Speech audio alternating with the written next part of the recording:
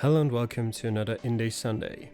This week we're going to be playing Clam 2 Open Mic, which is the prologue to an upcoming Clam 2 game, which I've just quickly read through the Steam description of it. It says it's a stand-up comedy RPG adventure. I don't really have an image in my head about what that could be, but we're going to play it and we're going to find out.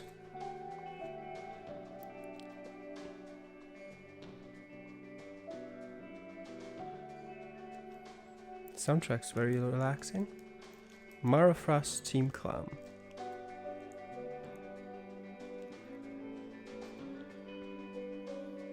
Clam 2 Open Mic.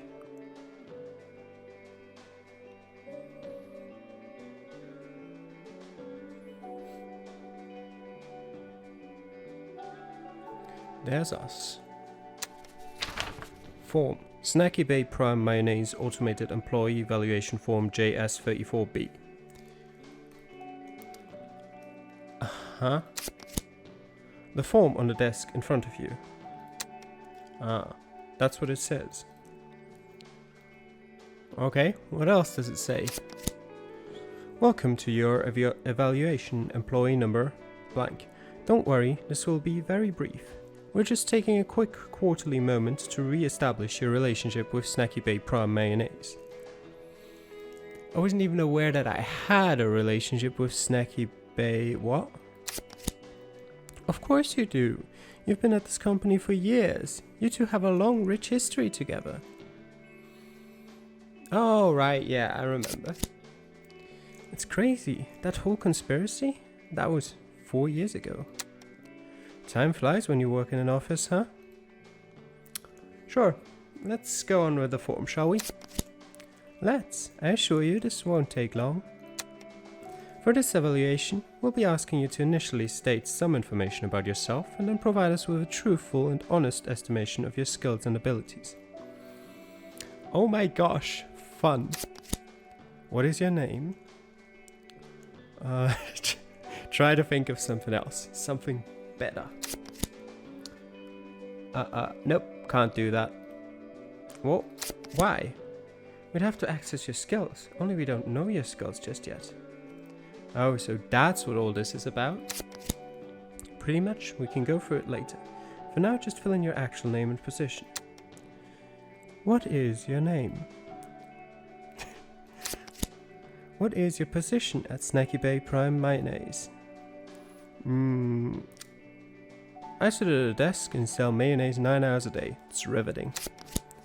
For some reason, the ink in your pen doesn't take to the form. The form must be sarcasm proof. Senior sales representative.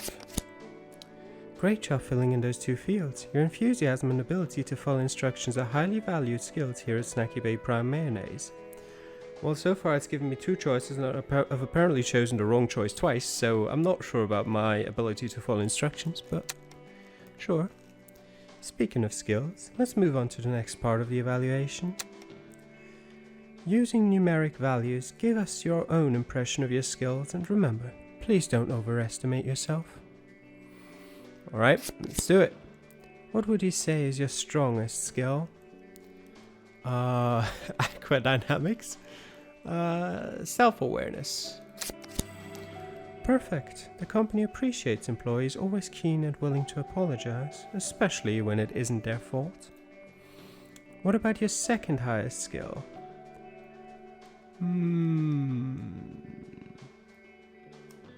Aquadynamics, yes. Super. A healthy employee is a good employee and lasts twice as long as any other before they burn out. What skill of yours could use an improvement? We'll go with detection now. That's a-okay, champ. We don't need you to pay attention to anything other than what we tell you to. Finally, what is your greatest weakness? Improv. That's unfortunate, but we do understand. We don't expect office workers to be creative. And that's all your skills estimated. To confirm this, we're going to need your signature at the bottom of the page. Is the following information correct? Yep, sounds about right. Well done. You've successfully managed to answer a number of questions about yourself. This information will be processed and checked for discrepancies by an AI far superior to yourself. Oh, yeah, go on, flip the form. There seems to be a number of simple instructions on the other side of the form. Yeah, go on, let me read them. Interacting with people can be tricky, but as long as you understand the two different types of skill checks, you'll manage just fine. The two types are the roll check and the static check. The roll check is indicated by the name of one of your skills as well as a percentage. Doing a roll check tests your level of skill against a random number, depending on the difficulty of what you're trying to achieve. Try to understand. No, I love dice. We all do, pal, just not during work hours. Especially during work hours. And just by trying to understand, we've automatically understood the concept by failing it. You rolled 24 out of a necessary 55. Okay, wait, run that by me one more time. That means you failed. This time you'll be able to try again. However, be careful in the real world. Most roll checks are final and can't be retried. Succeeded!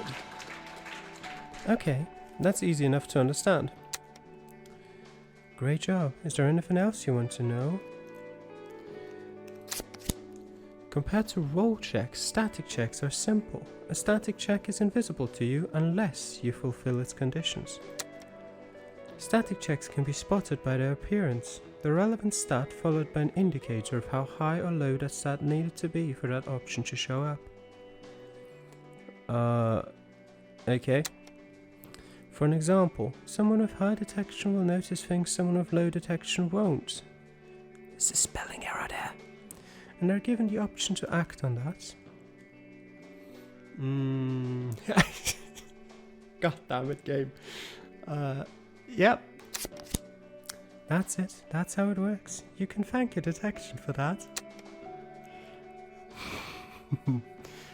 Of course, static checks apply to all stats and require either very low stats or very high ones, and that's about it. Any other questions? I understand how everything works now. I am ready. Thank you for your time, and thanks for all your hard work here at Snacky Bay Prime Mayonnaise. Tutorial complete. 3 knocks on your cubicle and the creeping smell of coffee. You already know who's coming to see you. Hey, man. Is that the evaluation form? Almost done? Just about. Cool, cool. He takes a sip of coffee and clears his voice. All right, hot take. The pickle is the most important part of the burger. Change my mind. I disagree. How do I change your mind? You're just randomly asking people about burger toppings. He's not going to voice that, alright. Yeah man, making the rounds talking to the employees, it's good for morale. Also, you wouldn't believe what some people are saying. Yeah? What have they been saying? He leans in. Jackson says it's the onions. Can you... He shakes his head and then continues. Can you believe that? Man might have a point. Real funny. You know just as well as me that onions only add to the umami factor of the burger.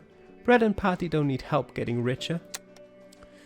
I'll admit pickled onions are a different beast. They actually help the burger cut through the richness, but do you know what's even better for that? Better than pickled onions? Yeah, pickles. Pickles! Wendy said tomato, but she's old, and I don't know what hamburgers were like back in her day. I couldn't bear telling her she was wrong. Tomatoes do give burgers some freshness. Yeah, and that's important, but you know what component does that better? I have some idea, yes. He takes another sip of his coffee. Pickle power, dude. Pickle power. Anyway, that's not why I came to see you. Oh, good, I thought you really just came to talk to me about fast food. You say that like it's not important, dude. I'm the CEO. I have to ask the tough questions. He's the CEO? Okay. It's been 4 years and I still can't believe you're CEO. Me neither, dude. Anyway, that's not why I came to see you. Alright, what is it? Come on, I'll show you. Alright, lead the way.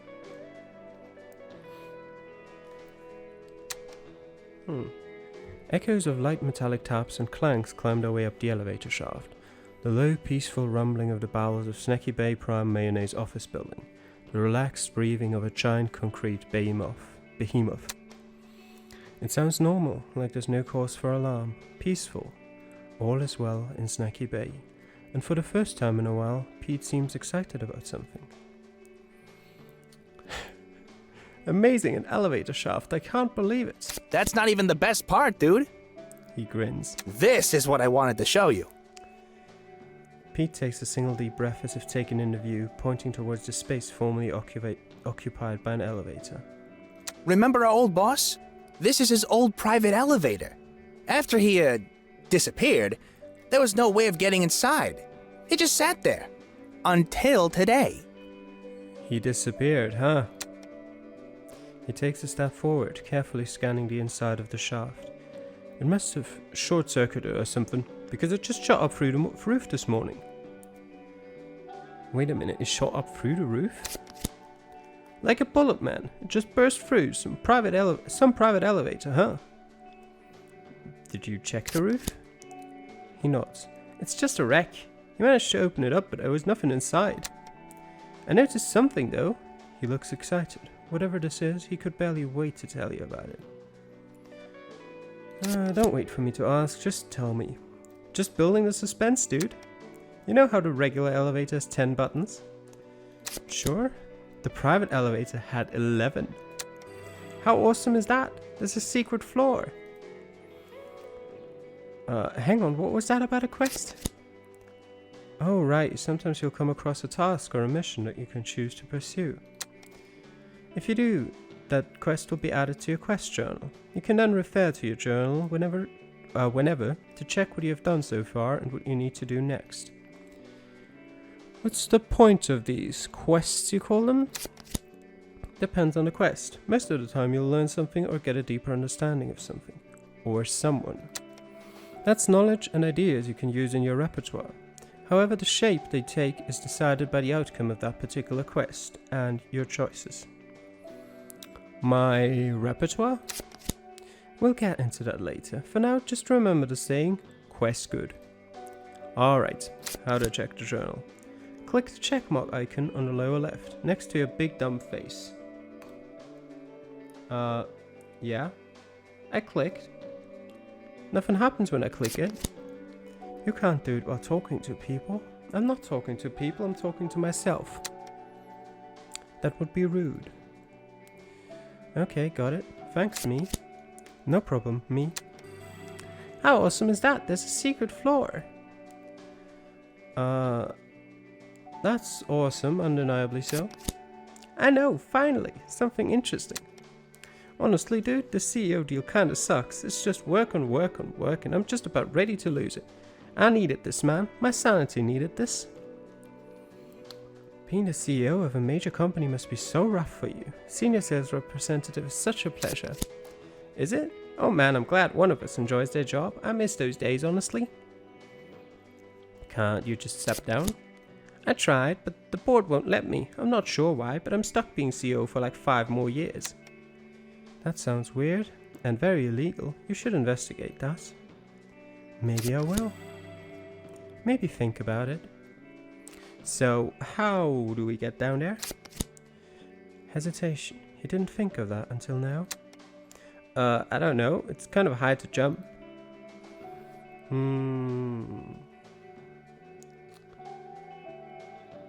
Is it too high to jump?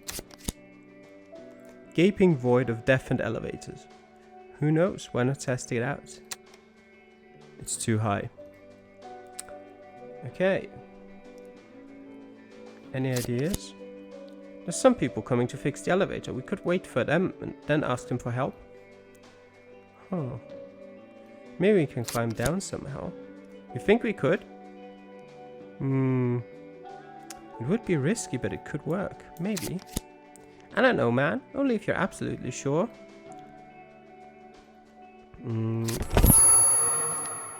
I rolled 70 out of a necessary 70 and therefore failed. I don't see how that works. Alright, here's an idea. If we swan dive into the shaft, our heads will absorb the blow and our bodies will be fine to exploring. Hesitation. I don't know, man. Are we really that thick-headed?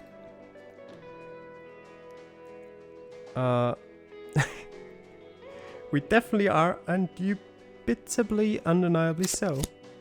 Oh, okay. That said, I'm pretty sure it goes against company policy to dive headfirst into anything without proper paperwork. I don't think we have the time for that. Fine, no swan dive. Okay, cool. Honestly, I'm kind of relieved. Alright, so how do we do this? He shrugs. Either we climb down now, or we wait until the service guys show up later today. They'll probably have a ladder, or a rope. When are they coming? Well, they said sometime between half an hour ago and 7:30. How late is it? So in the next few minutes or in 7 hours? Got it. Let's just wait for the service crew. Climbing down seems pretty dangerous. Sure, let's find something to do until they arrive. What did you have in mind? I'm not sure. Come on, we'll think of something. Okay.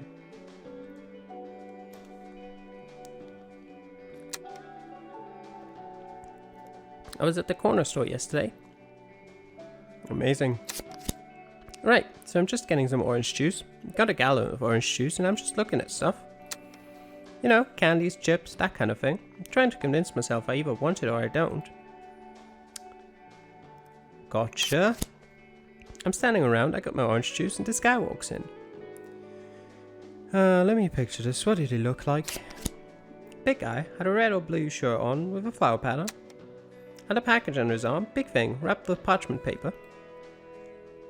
Where is this going, dude? I'm just telling you about the other day. It's a story. He glances up at a nearby clock. Might still be a while until the service guy shows up. I'm just passing the time. Fair enough. A customer? I thought so. I mean, I didn't think much of it. I'm just checking out bubblegum. So I'm there, standing around with my orange juice, and this guy comes in. He's looking all around the store like he's trying to find someone. I don't think anything of it. I keep browsing chocolate bars. What a riveting story. So the guy says something. I didn't hear it. I wasn't listening in or anything, but he definitely said something because the guy behind the counter starts freaking out. He's shouting, he's waving stuff around. This is where I start taking notice. He goes, I don't want you to touch it. I don't want you to touch it. You don't get it. You don't get it? See, that's what I'm thinking. So I kind of stop rummaging through sweets and move closer to the counter. So I'm trying to hear what this is all about when I notice the guy's package. It's dripping. With what? In that moment, I can't tell. It's not clear though. It's a darker liquid. Kind of looks like coffee. I'm moving closer and the guy behind the counter goes into the back to get something. The guy with the package looks really shifty, like he's ready to run out the shop at any point. Counter guy comes back in. He's got a pair of snowshoes. He's wearing them on his hands. Okay, and then it gets even weirder, does it now? Another guy comes in, and he's also wearing snowshoes on his hands. And this guy's looking at the counter guy like they're Arctic explorers, like this guy just reached the North Pole before the other guy. Right. I'm just standing there with my orange juice. They don't see me, or they don't care. Whatever they're doing is way more important. They start shouting at each other, and package guys just keeping them from ripping each other apart. It's getting wild. Okay. Eventually, package guy manages to cool them down. They're not shouting and they don't look like they're going to murder each other. And I'm thinking to myself, I gotta get out of here, you know? I'm just looking at these three guys and I've got my orange juice in my hand. I gotta do something. Obviously. Well, I want to pay for my orange juice, but I don't want to make the situation worse. And these guys are all around the counter. So I'm just about ready to muster up the courage to go talk to the counter guy when package guy starts singing. What song? I don't know, it sounded like some old folk song. Didn't know the language. After a few seconds, the two others join in, and it's like they're doing harmonies, right? Like they practiced this. And that's not even the weird part. The counter guy notices me. I'm just standing in the back holding my orange juice and counter guy sees me. But he's all smiles. He starts gesturing for me to come over there. And did you? Well, I walk over and all three of them are still singing. These are big dudes like double my size and they're all singing, all smiling. The two guys with the snowshoes start clapping them together with the rhythm of a song. Package guy, no, this is the weird part. Package guy takes the package out from under his arm. And in my head I'm like, oh man, what's in the package, right? So, what was in it? They start singing louder and louder. Snowshoe dudes are slapping them together hard enough to break, and package guy grabs the parchment paper. He starts peeling the paper aside. I'm just standing there watching with my orange juice and two guys going nuts with these oversized tennis racket looking things. Just get to the point. Right, as he's about to show what he's got wrapped up and was dripping all over his shirt, he stops. No. And they all start laughing. Package guy points at me, grins, and between chuckles he says, "Ah, nosy boy." I'm just standing there with my orange juice thinking, what the hell is going on here? They all start jumping up and down. They keep singing, but they change the lyrics to nosy boy. Nosy boy, nosy boy, nosy boy, like it's the funniest thing they've ever heard. So I just showed him my orange juice, you know, like I'm trying to say that I just want my pay and get out. But the counter guy just laughs and brings out this huge bag, like a sack, and it's full of fake snow, like cotton or white confetti or something. He grabs some of the stuff and throws it at me. He's still laughing and just gestures for me to get out. Like, it's fine dude, just go. Did you? I just left, man. Got too weird. He stops, contemplating what he just told you. It was a very weird Monday. Can't deny that. Yeah.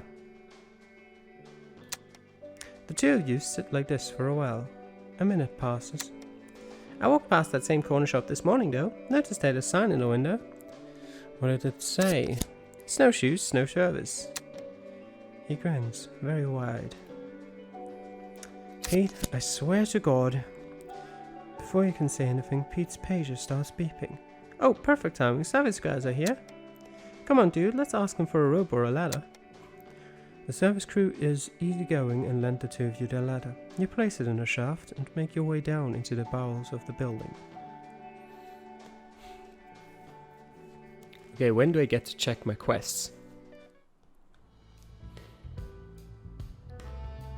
Okay. That's... Whoa! What is all this? This is the coolest basement I've ever seen! And I used to live in a basement. The smoky carpet, the dim lighting, the inescapable feeling that you've disturbed the sanctity of this place by being here outside of opening hours. This, as a bar, has to be. Someone's running a bar in the basement of an office building? Oh, it's a bar. Yeah, I see it now. Good eye, man. It's not a bar, it's a club. Tilda. I'm Tilda. I'm the bartender. The bartender doesn't look up from her work. She's barely paying you two any mind. It's a club! Of course. I was thinking it was a bar, but it's a club. Pete's expression doesn't change a bit. I'm Clam, man. You don't say. She briefly looks up and then back down at her chores. I'm Pete. This is the coolest club I've ever seen. You haven't seen many clubs, have you? I barely know what a club is. He shakes his hand enthusiastically and turns to you. What is the difference between a bar and a club? Both serve drinks, clubs serve entertainment. Huh. Anyway, I wanted to ask you something else. Wait, didn't you used to work at the Blue Oyster Club? She stops and then looks up at you with horror. Oh god, I knew I recognized you. Give me one good reason to not throw you out right now. Good to see you too. Remind me, what happened? Chowder boy here set fire to a glass of industrial strength alcohol. Rocks, parsley and... Oh, rocks, parsley and mayonnaise. There's a space missing. Inside the club. Well, people were inside. Do you have any idea how hard it was to get that smell out? Very. If that wasn't enough, word got out that the Blue Oyster Club was the smelliest place in Snacky Bay. Crowds stopped showing up, Ted stopped showing up, eventually I stopped showing up as well. So what did you do between then and now? The National Health Department contacted me and offered me work as a consultant. Spent a few years as a toxicologist. A what? An expert on poison. Turns out it's not that different from being a mixologist. A what? Bartender. Eventually I missed this job though, so I quit and these guys hired me. Turns out I'm just so sociable and sweet that I can't stay away from working hospitality. I'm just that much of a people pleaser. A what? Shut up. I'm sorry, drawing a blank here. Let's just soon pass this to the point where we're friends again. Glares. Lots and lots of glares. Glaring upon glaring. Then she collects herself and takes a deep breath. Listen, we can put it behind us, but we're not friends, remember that? How long have you been in the basement? Only since this morning. I sleep at home. I mean the bar, the club. How long has it been here? About 3 months, I think. I started working here 2 months back after I left my last gig. Alright. What kind of club is this exactly? The funny kind. Is it? The basement kind. No, the comedy kind. Of course. Same thing? It's a comedy club. That's what they tell me anyway. Never seen any comedy done around here then? Pete's eyes light up. He gusta this mucho. A comedy club. In the basement of my own company. Am I funny? Sure you're funny. I'm sure about 88% of people agree. Then again, that's like polling 10 people. It's not like a lot of people know you. You're kind of a nobody. You said day, so this isn't your club. No, I just take care of the bar. So who owns it? They're at one of the tables. Talk to them instead, not me. She points towards the empty tables and chairs. From one of the corners you hear voices in conversation. I'm gonna go talk to the owner. See you later, Tilda. You go on ahead, man. I'm gonna take this place in. A comedy club in the basement of my own company. Sure, I'll be right back. He doesn't respond. He's overcome with awe, smiling like a kid.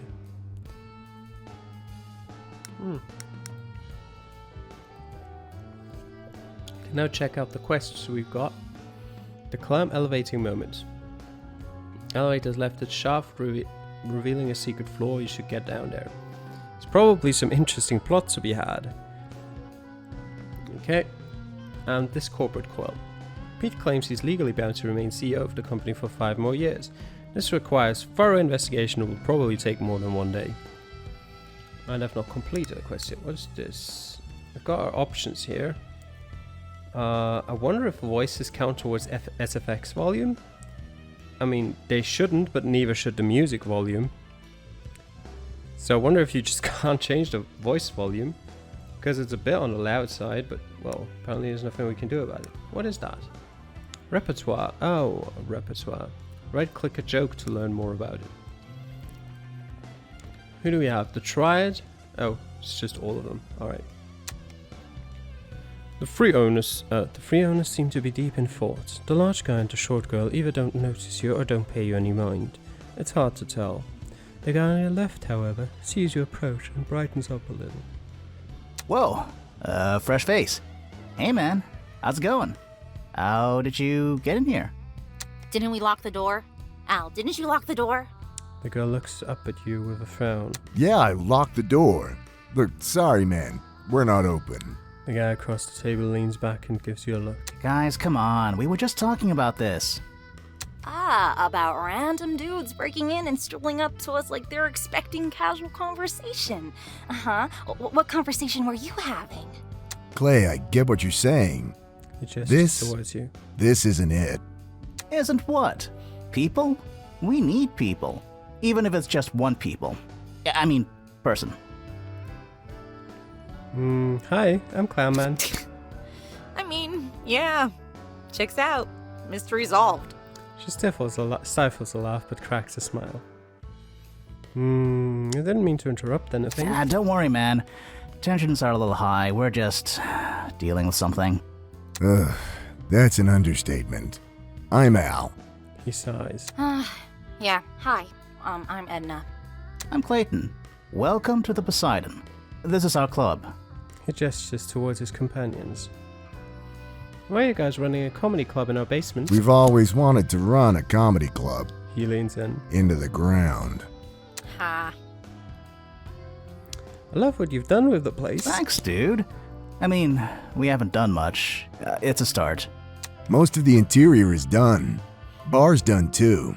All we need now is to lure a crowd into the basement. I know, it sounds like a lot of fun. It sure does. So, who are you guys? We're comedians.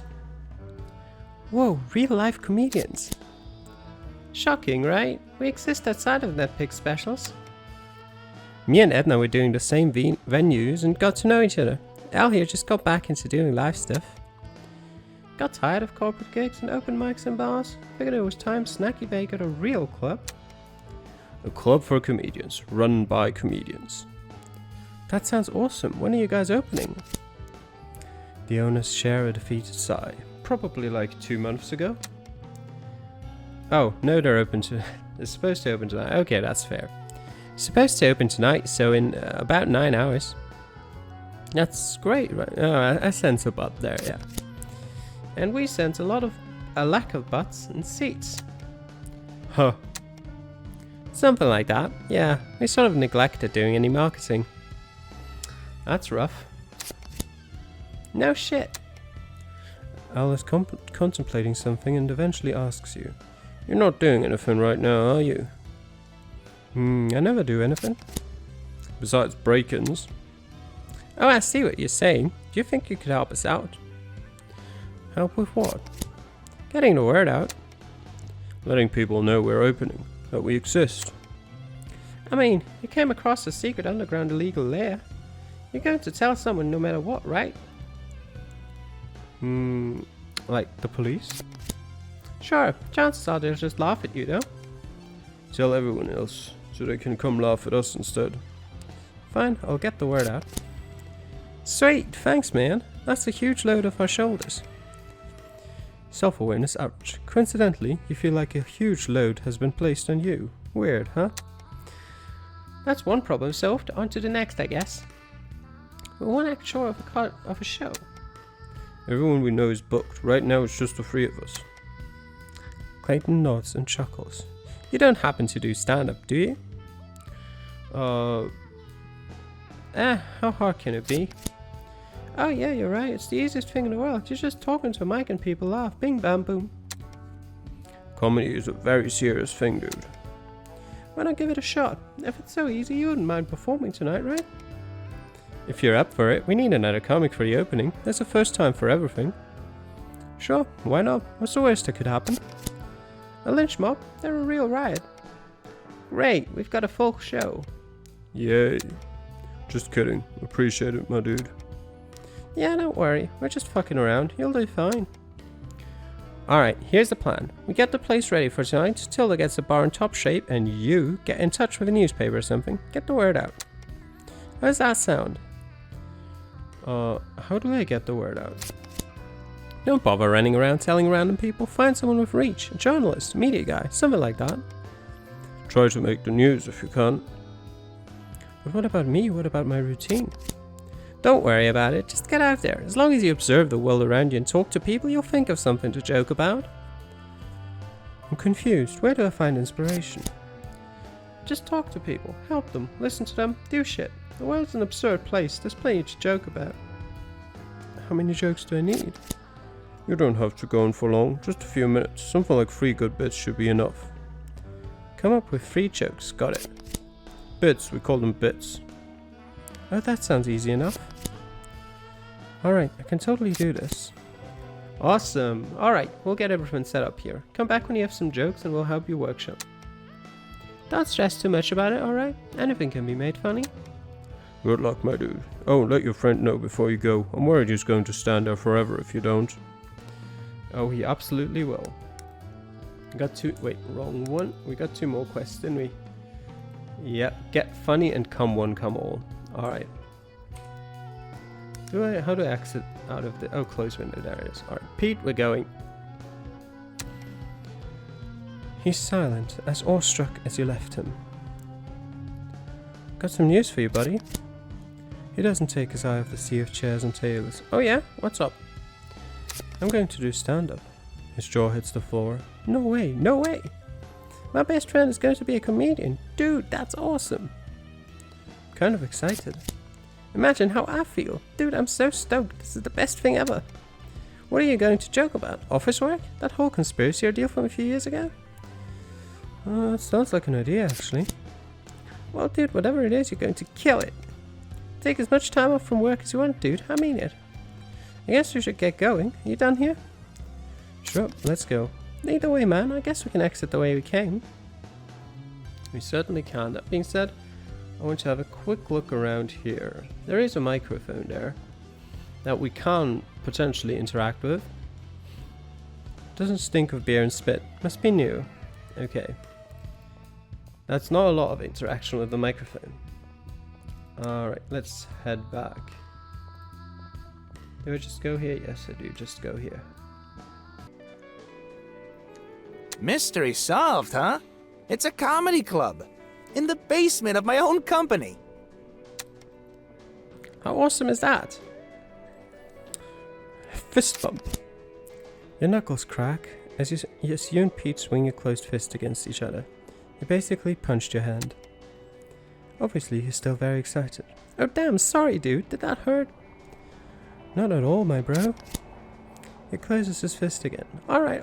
Honestly, the circumstances demand more than one bump. Here it comes. Accept your fate. Crack. Yeah, bro fist, one more. He closes his fist again. Alright. Honestly, the circumstances demand more than one bump. Here it comes. Okay, whoa, slow down. No situation demands more than one fist bump, let alone many. Oh, sorry, I'm just excited is all. It's cool, man. Just don't punch my fist. Gotcha, sorry. So, what now? He stops for a second to let out a short sigh. I got to get back to work, man. You take the day off, though. You got to work on your routine. You know what? Take as many days off as you like. I can't wait to see you up on stage cracking jokes. No pressure, eh? Dude, of course, I got to run. I'll see you later, alright? See you, Pete.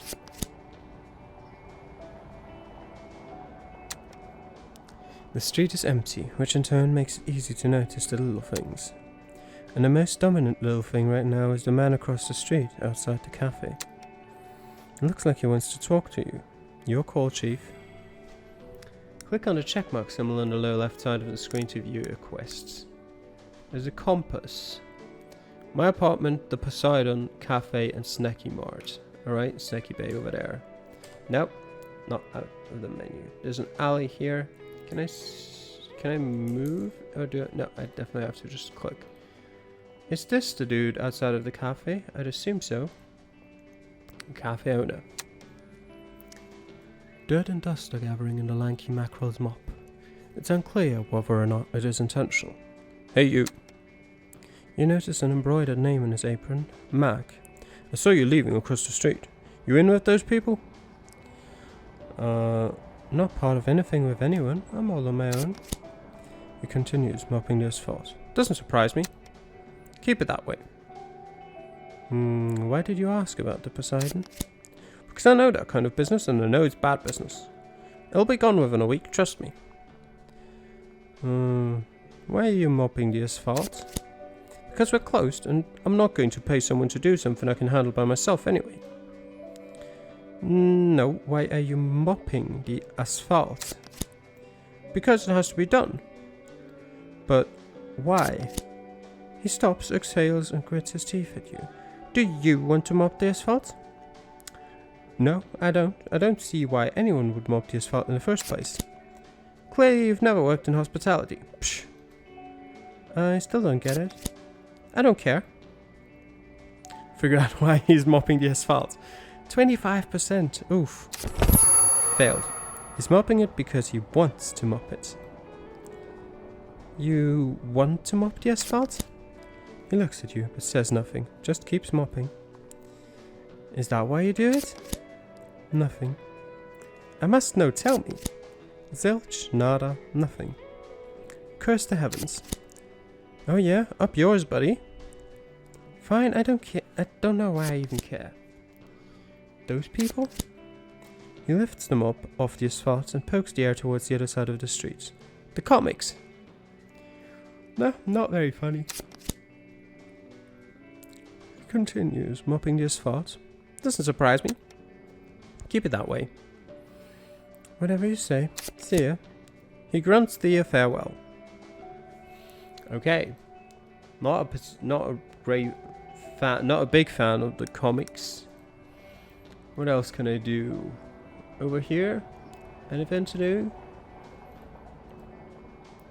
It doesn't look like it.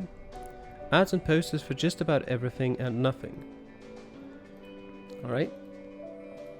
Anything over this side? Head downtown or into the alley? Let's go into the alley first.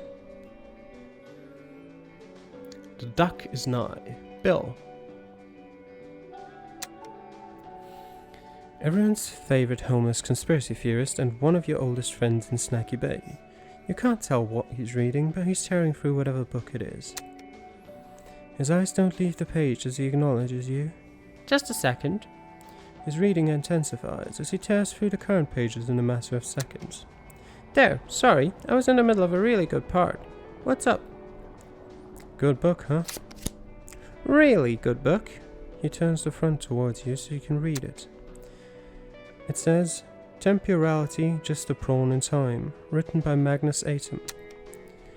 He turns the cover towards himself, studying it as he continues. It's a strange mix of fiction, autobiography, and philosophy. That is a strange mix. But it works, surprisingly well, I might add. It's a story about time travel, essentially. The main character is quite obviously a representation of the writer in his own work. That's it? Not at all. And besides, it's not the story itself that's the most interesting part, it's the way the book deals with time. What is time to you? Time is stupid and I don't respect it. Setting aside the idea that time is or isn't stupid, what would you say time as a phenomenon is? Here, I'll give you a clearer question instead. Is time linear? Yes and no. He smirks. How diplomatic. Indulge me, if you had to pick one, which one would it be? Yes or no? Yes. Why? What do you mean why? There's the past and the present. Does that mean time is a linear flow from point A to point B? One-dimensional? If so, does it have a start and an end? And if so, where are those endpoints? Before you have time to respond, he lets out a laugh.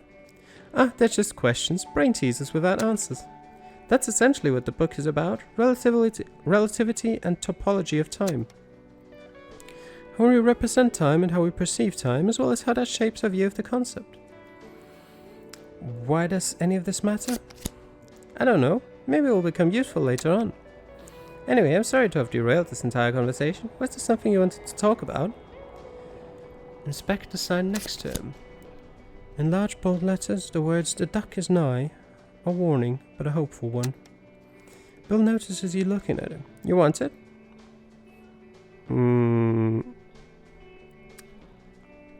I forget. What's that whole duck thing about? The duck? You don't remember? The Duck of Truth is Snacky Bay's very own vigilante superhero. A crime-fighting Anatide who knows Kung Fu and makes everyone in his vicinity super honest. We didn't know much about him until a few years ago when he foiled a plan the corrupt mayor put into action. You should know. You were there. I was. He nods. The story spread. People became aware of the dot. He stopped being a myth and started being an actual person. He looks over at the sign. No more use for that thing. That's a post-nigh sign. So, you're not a conspiracy nut anymore? Again, the preferred term for conspiracy nut is either drama queen or conspiracy enthusiast. And to answer your question, not really. After I stopped raising awareness about the duck, I picked up new hobbies. He raises his book. Turns out that reading and educating yourself is kind of counterproductive to conspiracy theory. Anyway, let's talk about something else. Such as? I'll leave you to your reading. Bye, Bill. Thanks, talk to you later. He wets his finger and turns another page. Okay, we've got a mailbox here. The Poseidon, basement of Snacky Bay Prime mayonnaise. Now we can go. Is that... Okay. Yep, that's a mammoth. And it's still there, even after you rub your eyes and pinch your arm. It stands frozen at the end of the alley, as if guarding an entrance to some secret forgotten valley. One of the few things grounding the fuzzy monstrosity in reality is a name tag, just barely visible underneath the fur. It reads in bold capitalized letters, Woolly. Woolly the mammoth? Woolly the mammoth, the woolly mammoth. Is it alive? It's very still, underwater and in an alleyway. What do you think? So it's dead, mounted. It's almost certainly dead. Almost? Well, nothing is 100% certain, not even the deafness of said mammoth. That's not a word. That's not a word. Deadness, defality, defability, defecation, whatever, shut up. Why is there a mammoth here? Who knows? We could try asking it, or just try to figure it out. Deduce it, Sherlock. Deduce where the mammoth came from. You're not 100% certain, but it seems highly likely it spawned from a mammoth egg, possibly brought here by the mammoth eggman. Of course, the mammoth eggman, I'm a genius! Yeah, great job, Jam. Great job. Pat yourself on the head. That feels good. Wait, am I talking to myself? I guess so. What do I tell myself? Can't think of anything. Ladies and gentlemen, he's a genius. Amazing. Thanks, me. Latest mammoth. No response. Okay. Backstage of the Poseidon. Where does this lead us? Okay, there's a toilet. Okay, toilet, haha, very funny. Who's the comedian? All of us, presumably, but I blame Edna. I can't even reach that high, asshole. The green room. Green room, checks out. It is green, yep. Anything inside the green room that I can do? Can I go in? I can go in. There's a tiny fridge. Small fridge full of energy drinks. Other than that, there's some posters. Some of these look vaguely familiar, but you can't put your finger on where you've seen them. And there's Joan and the Whale. And Gagfest. Weird name, but you notice two names on the list, Edna Gomez and Clayton Home. Okay. 88 keys to carpal tunnel syndrome. Okay. And anything... No, okay. Go to the stage.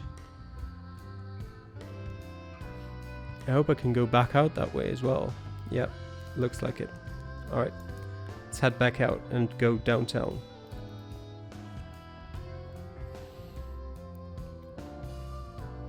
Ignoring Woolly in the process. Let's exit the alley and head south. Presumably. Yep, looks like south. Not that the needles are really any different. Some teens. Self-awareness high. Upon closer inspection, maybe not all teens are dangerous. These might be okay, but you know, stay on guard, they might try to make fun of you. The dice rattle and clack against the concrete as the fated faces tumble up. Right now it seems fate has settled on a 3 and a 4. Ha! 7! This is the comeback, baby! Oh, jeez. Oh, no. My luck is gonna turn, isn't it? It's turning right now. I can see the backside of my luck. Oh, God. Ah, what's up, Druk? How come you're not at work? Got fired again? Nat, your former landlord's daughter, sees you coming and greets you with a salute. No, I didn't get fired, Natalia. Sure you didn't. So, what are you going to do next? Wouldn't you like to know? Sure, and you'd love to tell me. I would. I'm going to do stand-up comedy. Seriously? That's kinda cool. She brushes her bangs from her face with a surprised expression. Why, though? I'd ask if that was a joke, but that would be weirdly contradictory. I'm happy doing literally anything other than selling mayonnaise. Uh-huh. And this is very different from selling mayonnaise? Wait, your job is selling mayonnaise? No, I'm a comedian now. The starfish looks at you like you're some kind of mystical being, and then turns to Nat. Is he? Yes, Olive, he is. Olive frowns, thinking deeply. Looks like he's slowly piecing together that Nat is making fun of him. But since that would probably take at least an hour, we might as well move on in the conversation. How have you been, Nat? Same old, I guess. Bored most of the time. Guess your stand-up career might be the beginning of the end for that, huh? She smirks. They let minors into wherever you're performing, right? Shouldn't you be in school? Shouldn't you be at work? Or doing something productive? I'm doing the same as you, man. Hanging out, figuring stuff out. How's Ivan? How's your dad? She shrugs. He's all good. We're renovating the second block next week. He's always telling me I'll be running things when he's too old. I'm not really feeling the landlord business. What about landlady? You better have better jokes for your show, Clammy. Never mind, I wanted to ask you something else. How do I make people laugh now? She grins. You don't. People will laugh at whatever they want to laugh at. It doesn't matter how funny a joke is, the only thing that matters is whether or not people want to laugh at it. Preach. Yeah, church. What the fuck does that even mean, Olive? I'm not sure if that really helps, Nat.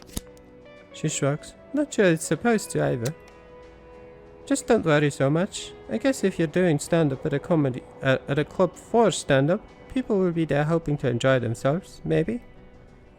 I gotta go do important adult stuff. See you later. Uh-huh, sure you do. Talk to you later, Clammy. Alright. There's an apartment and a trucker here, and there's a window. Let's go to the window first. What are you doing here? Is that a manta ray? Niharika. Two curious little eyeballs are following you, making your way up and down the street. When you stop and turn towards her, the girl in the window bobs down for a second and then pops up again with a big smile. Hi. Hello there. She passes you a shy wave with her left hand. My name is Niharika. That's a really nice name, Niharika. You can call me Niha too. I won't tell. Sure thing, Niha. What's your favorite kind of food? I like gargling and rinsing sound for plankton. It's an acquired taste. Niha doesn't know how to respond to that. Oh, okay. Suddenly she's distracted by something inside the apartment. All you hear are faint tinny noises of people speaking, probably a TV. Niharika remains frozen for a second, zoned out with a blank expression. Eventually she turns back to you, pressing her lower face against the windowsill. What you doing? I ask myself that every day, Niharika. Oh, I'm sorry. Should you be talking to a child like that? I'll talk to children any way I want. Alright, Chief, just pointing things out. Now let's give her a more interesting answer. I'm doing quests. What's that? I run errands until I get loot. What's loot? Stuff I want, and oftentimes stuff I don't want. She squints, trying to understand what you're saying. Oh, okay. Sounds like Niharika's run out of things to ask you. She turns toward the sound coming from inside the apartment again, but she's not as mesmerized this time. You notice that between glances over the street, the TV and the apartment she keeps looking down at, something between her and the window. Oh, she keeps looking down at something between her and the window. What are you looking at? What have you got there, Nia?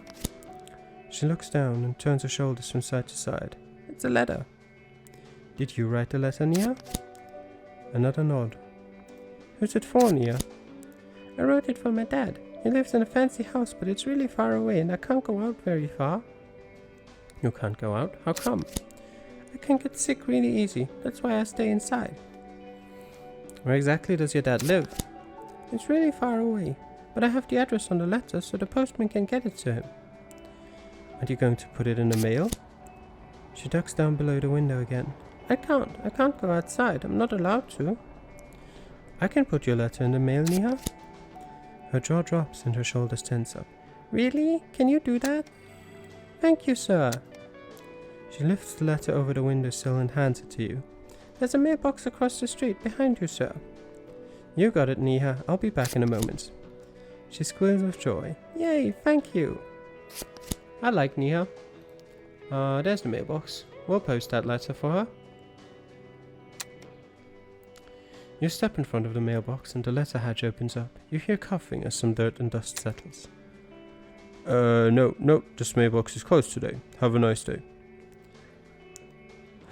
Detection, literally a child could see this. You're not closed at all, you're a dude. I swear I'm a mailbox, not a dude. I've seen a lot of dudes and mailboxes in my day, and I'm 72% sure that you are in fact a dude. The man in the box groans. You're right, I'm sorry, I'm a dude, not a mailbox. My name is Dev, I'm Niarika's father. Listen, I saw you talking to Niarika. That's her letter, isn't it? Were you spying on us? Not spying, just keeping an eye on my daughter. He squints at you. Her mother wouldn't let her mail it, right? That's correct. I knew it. I can't blame her, but even so. Okay, look, I can't let you send that letter. Bring it back to her, right? Tell her the post is closed or something. I made a promise to Nia. This letter is getting mailed. Please, man, I'm begging you. Just give her back the letter and walk away. I'm starting to suspect you're not even her father. It's hard to tell through the mailbox, but he looks like he's rubbing his temples. Look, you're not an idiot. I'm sure you understand what's going on here. Ha! Charade you are. I am an idiot. Right, in that case, maybe I do have to explain. Me and Niharika's mother obviously don't live together anymore. We're not together in any shape or form. Yeah, I can tell that. That doesn't explain the rest, though. Nia's mom doesn't really like me that much anymore. There's some baggage there. Long story short, I may or may not have given them a fake address and told them I work a really prestigious job. The address on the letter doesn't exist. There, that's the whole story. Now will you please return it to her? That still doesn't make any sense at all. So you're lying to your daughter and your ex-wife to prove you're not a loser? I get the irony. No need to spell it out. Is that enough? What more do I need to say? Again, why can't you just take the letter? Because I can't be here all the time, man. Sure, I get it now, but what if she sends one and I don't intercept it? I mean, from the sound of it, it doesn't look like you've got much better things to do. So you'd rather never respond than just now and then? Look, it's just temporary. When I've sorted things out, I'll write her a letter with the real address. What kind of rinky-dinky logic is this? It's just how things are. It's difficult to explain. He groans, closing his eyes. I'm not good at it. I accept that. Tell me about Nia's mother. Her name's Janya. She was always the provider in the family. Had a job when I didn't. You were a stay-at-home dad? Yeah, pretty much. I like to think I was good at it, but, you know. At any rate, I'm aware that I'm not a great away-from-home dad. He looks around, gesturing as well as he can. This is all temporary. Right as he finishes the sentence, a salve of jellyfish droppings splats on the top of the box. You don't have a job? I don't, not right now. I just don't want him to know that. I'll catch up, I'll get back up on my feet, and land a great job. It's just a delayed truth. What does Johnny do? She works for the government. She's good at what she does, and her hours reflect that. It's trickier now that I'm not around. Nia spends a lot more time alone and she shouldn't. Anyway, enough about her. He sighs. Well, what else do you need me to say? Are you looking for a job? Yeah, getting back to my roots. I design bike racks. No, you don't. I don't right now, but I used to. Did my master's in technical engineering, specializing in bikes and racks. And then I drew some really nice racks. Fantastico. Okay, alright, I've heard enough. Okay, before you say anything, hear me out. I get that you don't want to take the letter back, and I don't want to admit it, but it's probably better like that. Besides, I wouldn't know how to explain that away. So here's an idea. Give her this one. He holds up a slip of paper with some text on it. This is the address to a P.O. box I have. She gets a way to reach me, and I don't have to embarrass myself by letting her and Johnny know where I'm staying now. That sound good to you?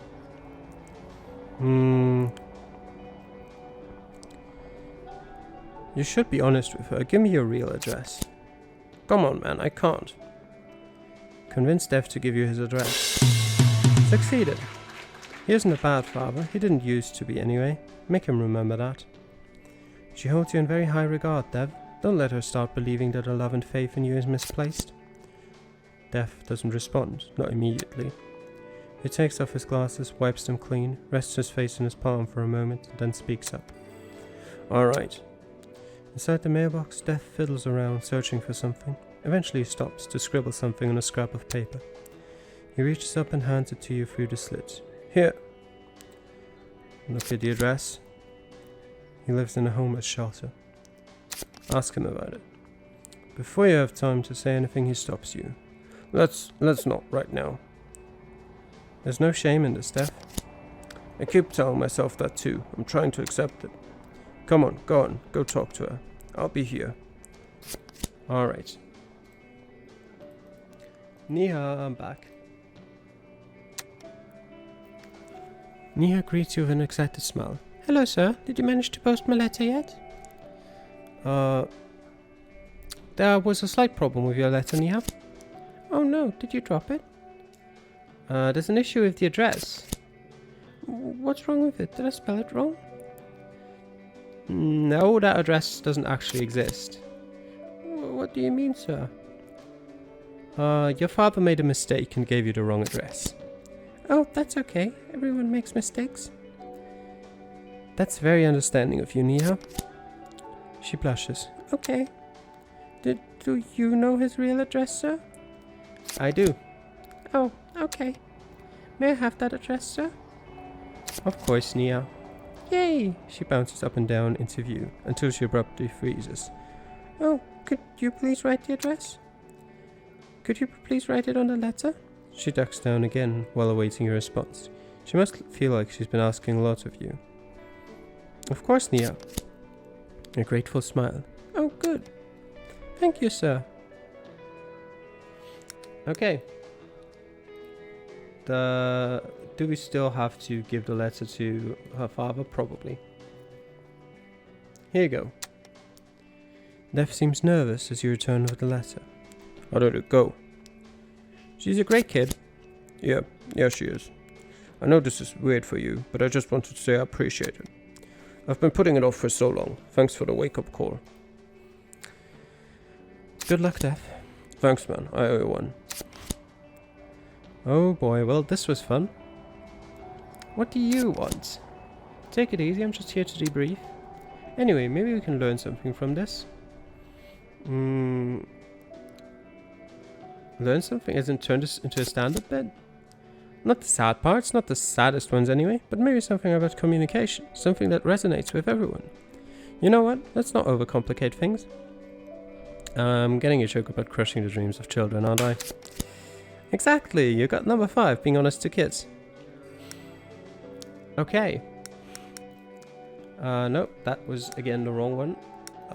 That's the quests. Where are the jokes? There's the jokes. Being honest to kids. Okay. Not something we can look at right now. A large wooden sign with the words opening soon has been nailed onto the marquee. Looks like they're getting ready to open. There's tiny boxes all over the place, and I just can't stop walking. Bill poster. The adhesive covering the poster has lost some of its sheen, but still glistens in the sun. The roller rumbles gently up and down and produces a comforting sound. The guy seems lost in thought, staring through both poster and wall. Late night with Ringo, huh? Yep. You a fan? Never heard of the guy. He brightens up a little bit, as if pleasantly surprised. Oh yeah? Good on you. It's a pretty big deal, I think. This guy? I say pass. Late night TV is crap. How come? Feeds the celebrity culture. Bread and circuses. Keep the little man focused on what their favorite actors and artists are doing. Remember a few years back when King was mayor? He shakes his head. That's what happens. Corruption. You can still like talk shows and fight the power. He glances over at you. Of course you can. You can't fix a society without participating in it. But if you want to fight the power, you have to be aware what the power is and who controls it. Late night talk show hosts? They're just the figureheads. The media, that's who has the power. Millionaires, billionaires with networks, lobbying and protecting the interests of the rich. He stops and sighs. Alright, I'm just getting riled up now. I don't know. What do you think about late night TV? I don't watch it, that's it. That's for the best. Wish more people were like you then. Kinda ruins comedy too. Makes it marketable for the masses. It turns into chasing demographic. Turns into polarization. Preaching to the choir. I think it's called clapter. Jokes you laugh at because you agree with them. Anyway, I'm rambling. Did you need something? You almost done with that? Oh, I was done about 45 minutes ago. Is this count as rolling in your spare time or overtime rolling? I got paid per inch, not per hour. This is definitely spare time rolling. Why not a career change? No one would hire someone my age with my skill set. I'm stuck. What are your skills? None. Alright, enough about this for now. Yeah? Do you know anything about the new store opening? No more than anyone else, I think. Looks like electronics if I had to guess. I did see the owner earlier today. Overheard her saying they'd open tomorrow.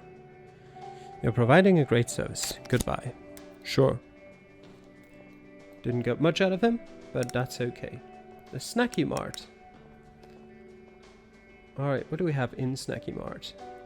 We've got Martin. We've got an ATM. You could withdraw money here, if you had any. A gumball machine. You remember the feeling of biting down a gumball as a child, wondering if it would crack before your teeth did. Assorted snacks in assorted packs. The store is called Snacky Mart after all.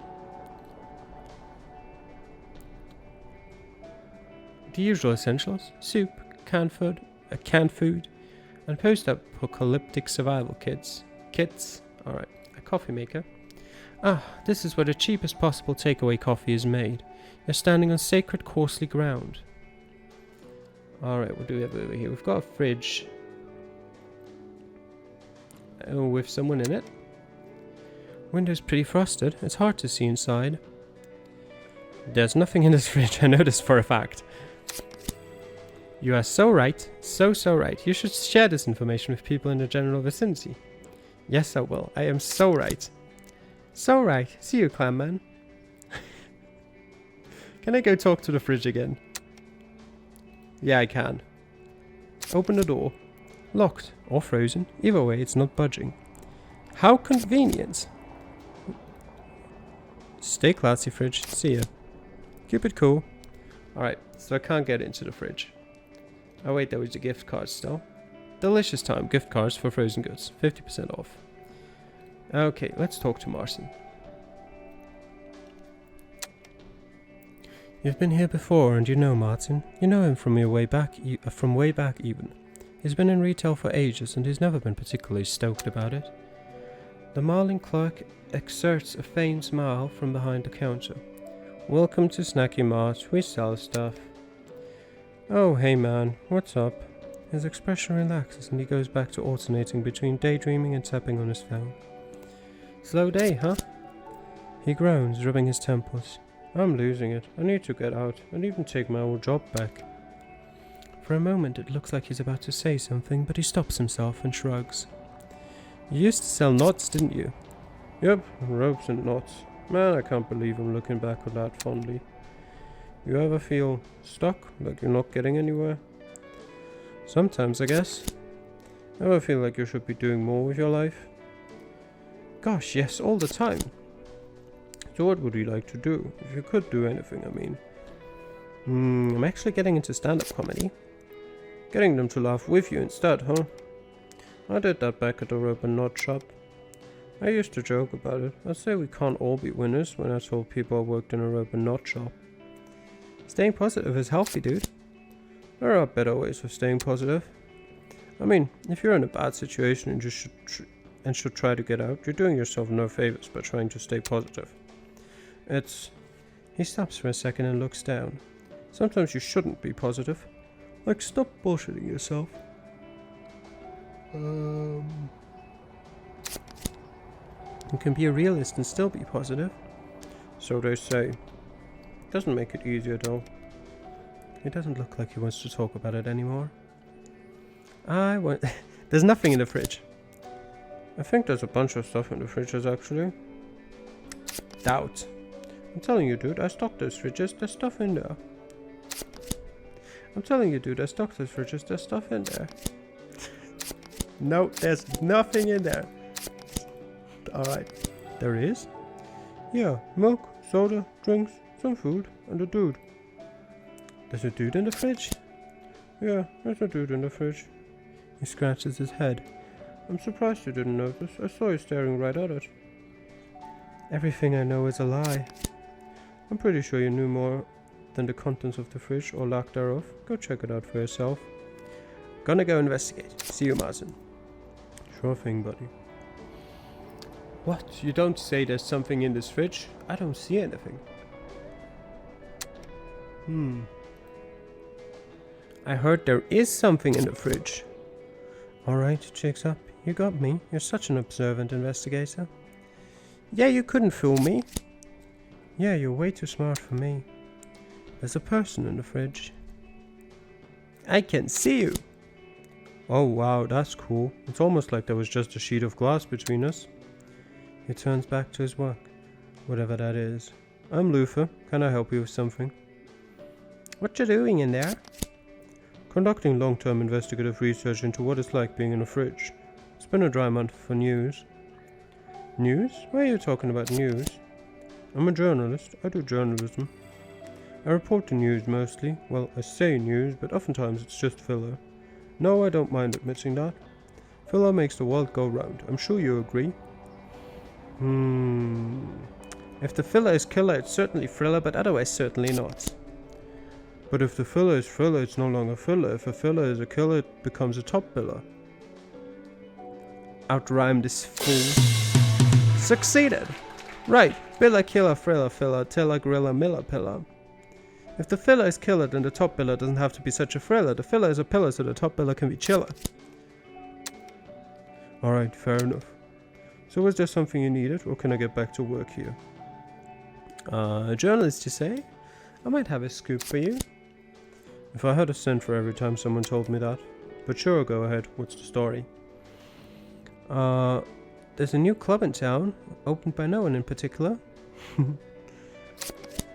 For the first time, Luther's typing stops. His gaze becomes more attentive. Huh.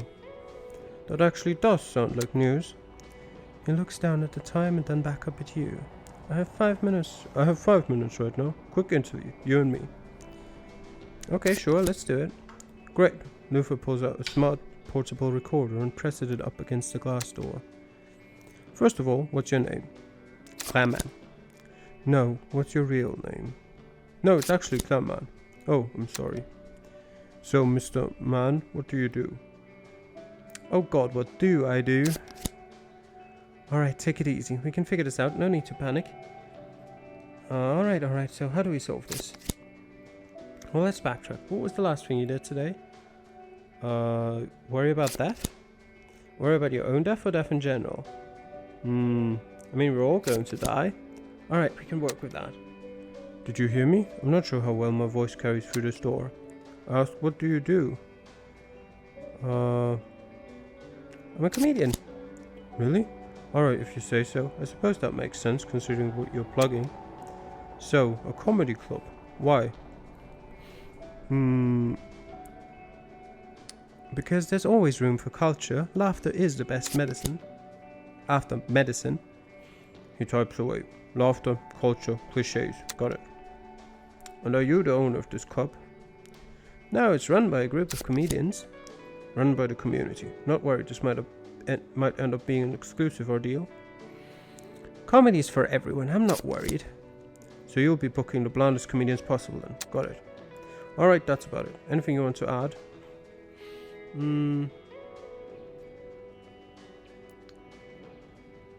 It's called the Poseidon, by the way. I should have said that earlier. Don't worry, most of our readers won't really care, and those who do will look it up online. We've got a website, right? Shake your head aggressively. He chuckles. Alright, that was kind of funny. Not enthusiastically. Luther hits the keys one final time and looks back up at you.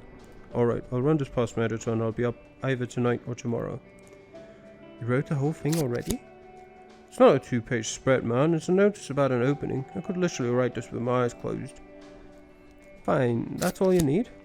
He nods. Yep, now if you don't mind, I've got some work I need to get back to. Lufa reclines back into the fridge, his face dimly lit by the blue screen of his laptop. But why is he in your fridge? Does it matter? Come on, let's go. Alright. We go in. That being said, let me just quickly check out the quests again. You should let the triad know, okay? You were talking to before. You'll need 3 good jokes, okay? And for our investigation into the corporate coil, yes. What about the delivery guy? You can spy a few boxes left in the truck behind the eel sitting on the loading ramp. Mostly groceries by the look of it. Oh, hey, if Martin sent you, tell him I'm still on a break. He'll get it. How's On it a going? break. Recharging my batteries. He shrugs.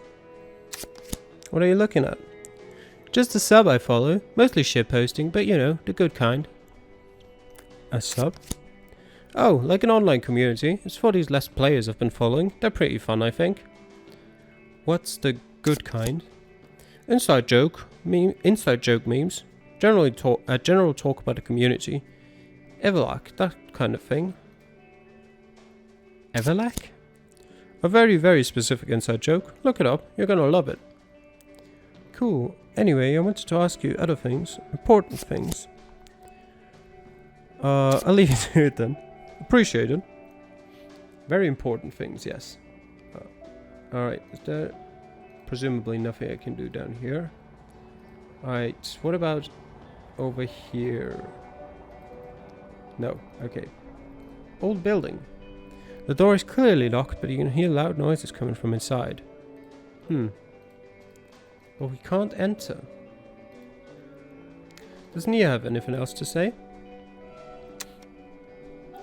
Nia's attention is with the wind, as if searching for a response or listening for an answer. You can't hear the TV in the apartment anymore. When she notices you, she snaps out of it, bouncing up with a smile. Hello, Mr. Clam. I'm on the lookout for the postman, and that's letter. I think your patience is admirable, Nia. She gives you a stern nod.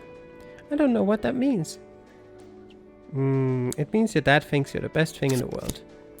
Nia doesn't quite know what to say, but gives you a very shy smile. I think Dad is the best too, and Mom is the best. They're both the best. How's it going, Nia? I'm waiting. I hope Dad writes me back as soon as possible. I'm sure he will. She smiles and nods, then she's back to listening to the sounds on the street. It might take a couple days before you get the letter, Nia. She gives you an upset look and presses her face against the windowsill. Oh, I can't wait for that long. Why not do something else while you wait? No. She looks very serious. Someone has to keep an eye out. Something might happen to the postman. She puts her hand up to block the sun as if she were a lookout. I'll see you later, Nia. Take care. She nods. Bye, sir. Thank you for the help. Okay. Head uptown. Oh, wait. Before we do that, there's still this guy in the apartment. And the alley down there. Looks like a trucker delivering butter. The graphic on the side is cut off at the most unfortunate place. The large truck has set one of its hind legs, wheels, on the sidewalk. A half-assed attempt at backing up from the truck just down the street. Hey, you! Got a sec? Can you help me out? It's landlocked, motionless, as its impatient helmsman signals you over. Stuck in traffic. See that guy? Traffic implies movement. I've been stuck here for almost an hour. He points at the blue truck down the road. See that guy? That asshat over there has been sitting on his ramp doing nothing but scrolling on his phone. I need him to move.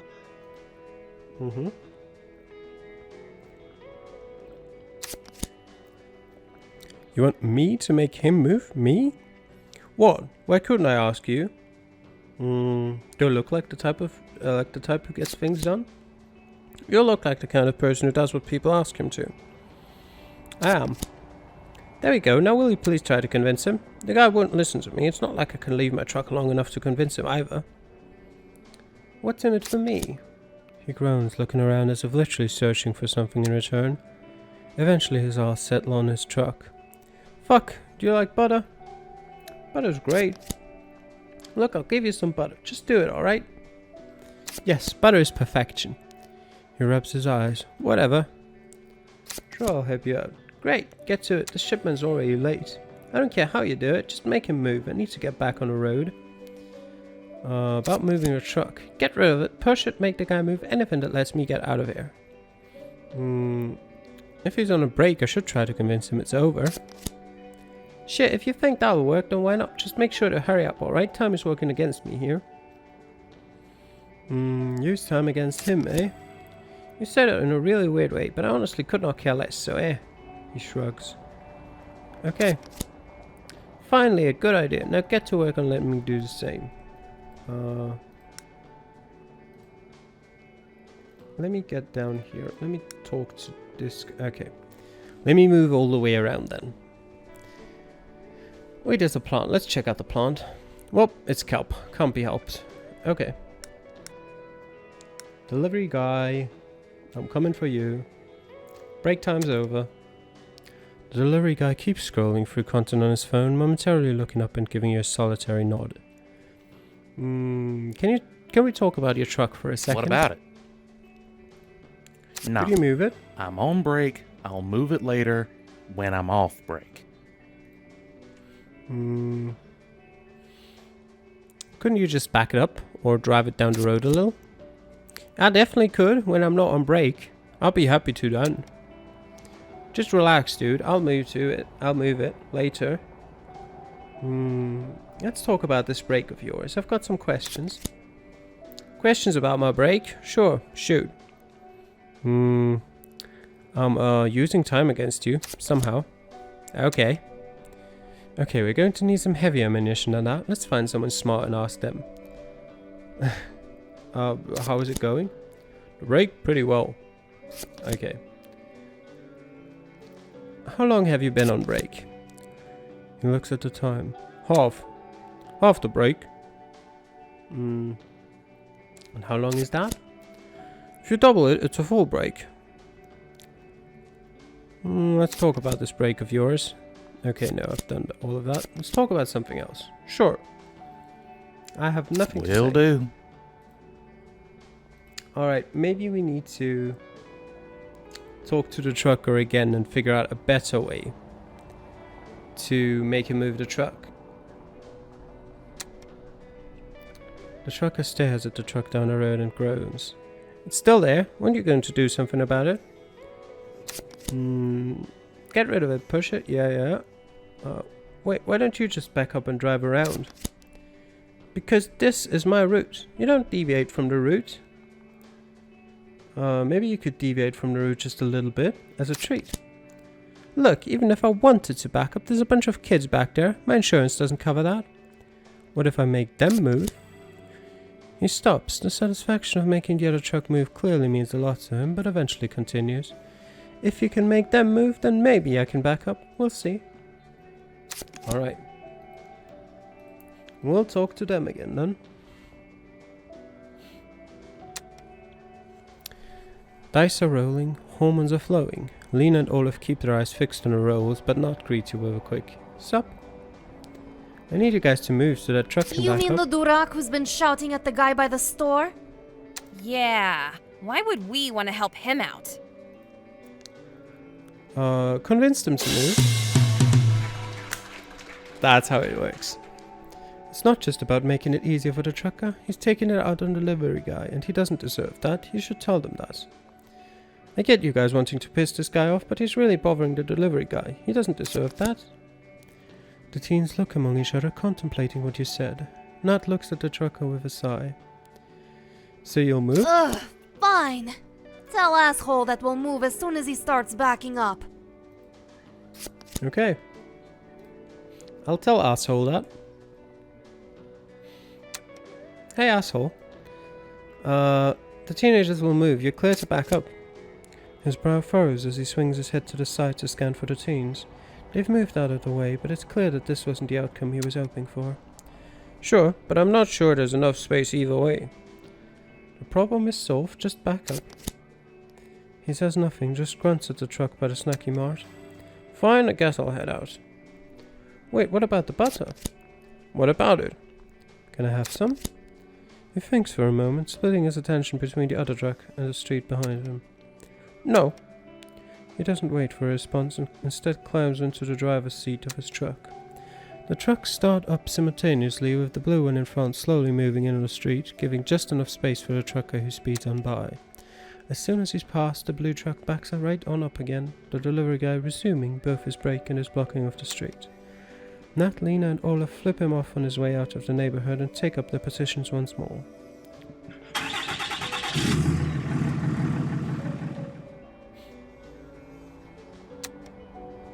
Look at that, no more butter truck. That guy was a dick. A lot of people seem to be, yeah. Admit there was some satisfaction in making him back up and take the long way. Anyway, let's see what we can do with this. Something about verbal judo? I mean, you did make the guy act himself instead of changing how anyone else acted. You got number 9, verbal judo. Okay. Which means we just need one more joke. The alley looks really trashy, just like you. Alright, game? Linda. Linda is bouncing with joy. In such short intervals she might as well be vibrating. Close to her chest she clutches a notepad, tight enough to crease the cardboard cover. Over here! Hey! Hey, hey, hey! She calls you over with palpable excitement and glee. Realizing how loud she's being, she lowers her voice and leans in. Listen! I've got it! I've got the single, greatest, realest theory ever! It's safe to say you've never seen her this excited for anything ever before. Should I be seated for this? She ponders your question very seriously, her eyes darting around the room to find a chair capable of receiving a blow of infinite realness. It might be a good idea. No, I can't wait. But honestly or not, you need to hear this straight away. Alright, let's hear it. An elated screech barely makes its way through her clenched teeth. She's trying to keep her cool, but the vibrations have now reached a frequency where her hair is starting to curl. If she could actually physically explode, this would be the moment. Okay. So...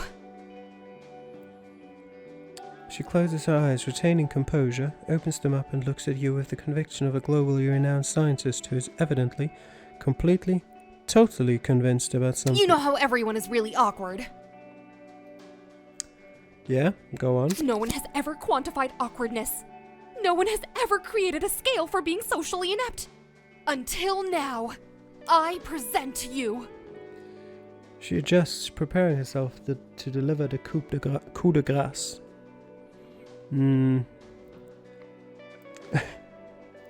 Oh fuck, do you mean you've actually... Now we're gonna do the drum roll. You both let the excitement build for a couple of seconds until Linda bursts. The mistaken Metro exit scale! She's hearing applause and elation, a deafening symphony of cheer and rejoice. This is her peaking. She'd probably like it if you sounded as excited as her.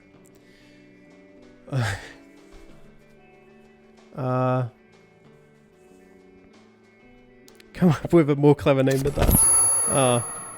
What about bus stop program? I like bus. You know the look your teacher or boss will give you when you say something completely void of reason, substance, or value? Yeah, you can spot that look on her right now. Alright, let me give you the details. Basically, there are 5 levels on the scale, 1 to 5. 0 doesn't count because no one is 0 awkward. These 5 levels are determined by how any subject will act in a certain situation, which I'll get into in a second. First, I'm going to give you some parameters. A metro station is 2 exits, exit A and exit B. In this evaluation, the subject's preferred exit is exit A, since it's closer to where they're going. Exits A and B are on opposite ends of the platform. Do you follow so far? Yeah.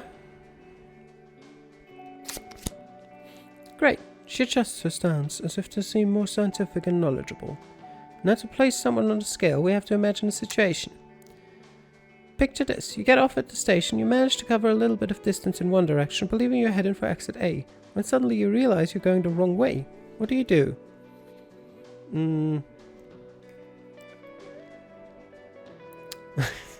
Oh crap, just keep going. It's too late to turn around now. I've committed. Someone might notice.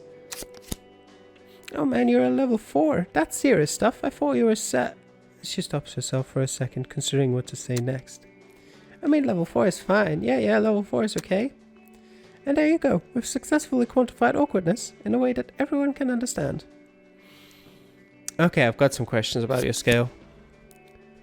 What's the absolute max amount of awkwardness? Number 5. Okay, so a level 5 on the MMES is a serious thing. They're also very rare, but do exist. The level 5 is so awkward that it stops working. What happens scientifically when a level 5 triggers an awkward event is somewhat unclear, but my studies suggest that every single synapse in their brain fires off at once, effectively short-circuiting them. Oh boy. The level 4 acts irrationally, but does so based on its mistake. It continues on its unfortunate trajectory. The level 5 becomes completely illogical. We're talking running in circles, screaming, crying, breaking down, melting into a puddle on the platform, eventually the shutdown of all motor functions. Is there anything higher than a 5? If there is, I've never seen it. Technically, it's possible that someone is so awkward that they start to affect and even bend gravity. They'll literally sink into the ground. She considers her previous statement, frowning. The level 5 is a danger to itself, but anything above would, I suppose, be a threat to everything and everyone around it. Determine whether or not this applies to you. Failed. Look, we call this a failure, but this is one of those cases where it really does good to not succeed. Like, you don't want to respond correctly to a psychopath test. Anyway, you don't have superpowers. Okay, you still there? What's a level 1 on the MMES? A level 1 just turns around and heads for exit A. She points a finger at you, emphasizing her following point. However, that doesn't mean that they're not embarrassed. The MMES takes physical action into account, but just because someone is a level 1 doesn't mean they won't think about their mistake for the rest of the day. The level 1 will try to get out of the station as fast as possible, but won't do anything out of the ordinary to acknowledge them messing up. Alright, I don't need to know about the other 3 stages. So what are you planning to do with this revolutionary breakthrough? I have to prove it. That's how science works. You can have all the theories you want, but they're not worth a thing unless you can reproduce them. Prove them. And how are you going to do that? I'm not going to do anything, probably. She seems pensive, overlooking her notes. It's just for fun. There's not actual scientific need for the MMES. I honestly don't have time to do any of that field research. Doesn't matter anyway. Hey, if you can handle the paperwork and all that stuff, I can take care of the field research.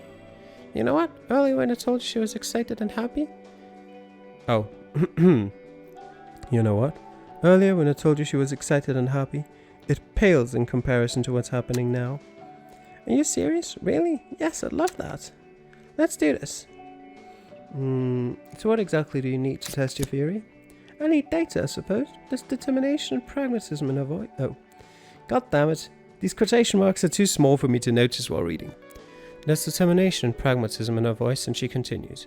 We don't have the time or resources to test this on 1,000 people. I think the best course of action is to find a true level 1 and a true level 5, or 6 I guess. We document the responses and use that data to gain more traction. She studies you, but I don't think we can use ourselves for the study. It doesn't seem very scientific. Then, with more traction, we have the attention and potential funding to actually pursue the theory in a greater scope. Got it. I need to find someone not awkward at all and someone who's incredibly awkward, interview them and bring the data back to you. Sweet. Okay, alright, I'll be on my way. Good luck, and don't be a stranger. I'm here whenever. Okay, what do we have in these boxes? Mostly the previous tenant stuff. He moved out 2 years ago when Linda moved in. Alright, Linda's apartment. No need to knock, she's already in the stairwell. And my apartment. Okay, electric box. It reads danger, danger, high voltage. There's more, but the rest has been scrubbed out. Let's go and look at our apartment. Miniature sandbags. Some artisan miniature sandbags. Nothing more than overpriced tiny rock cloth containers. And a very dead-looking houseplant. Tiny green seaweedy tendrils hang over the sides of the pot. This plant's been neglected. Suddenly a few of them shift and move, and the plant speaks up with a gruffy voice. Yeah, what? Why are you so cranky? Oh, I wonder why I'm cranky. You'd think I'd love being a plant stuck inside a house, our natural habitat. Are you hungry? I know that's when I get cranky. Of course I'm cranky. I'm stuck here in this godforsaken apartment. The houseplant grunts and continues quietly. And yes, I'm very, very hungry. That sounds like cranky talk to me. I'll get you something to eat. Hey, I'm starving here. About that food.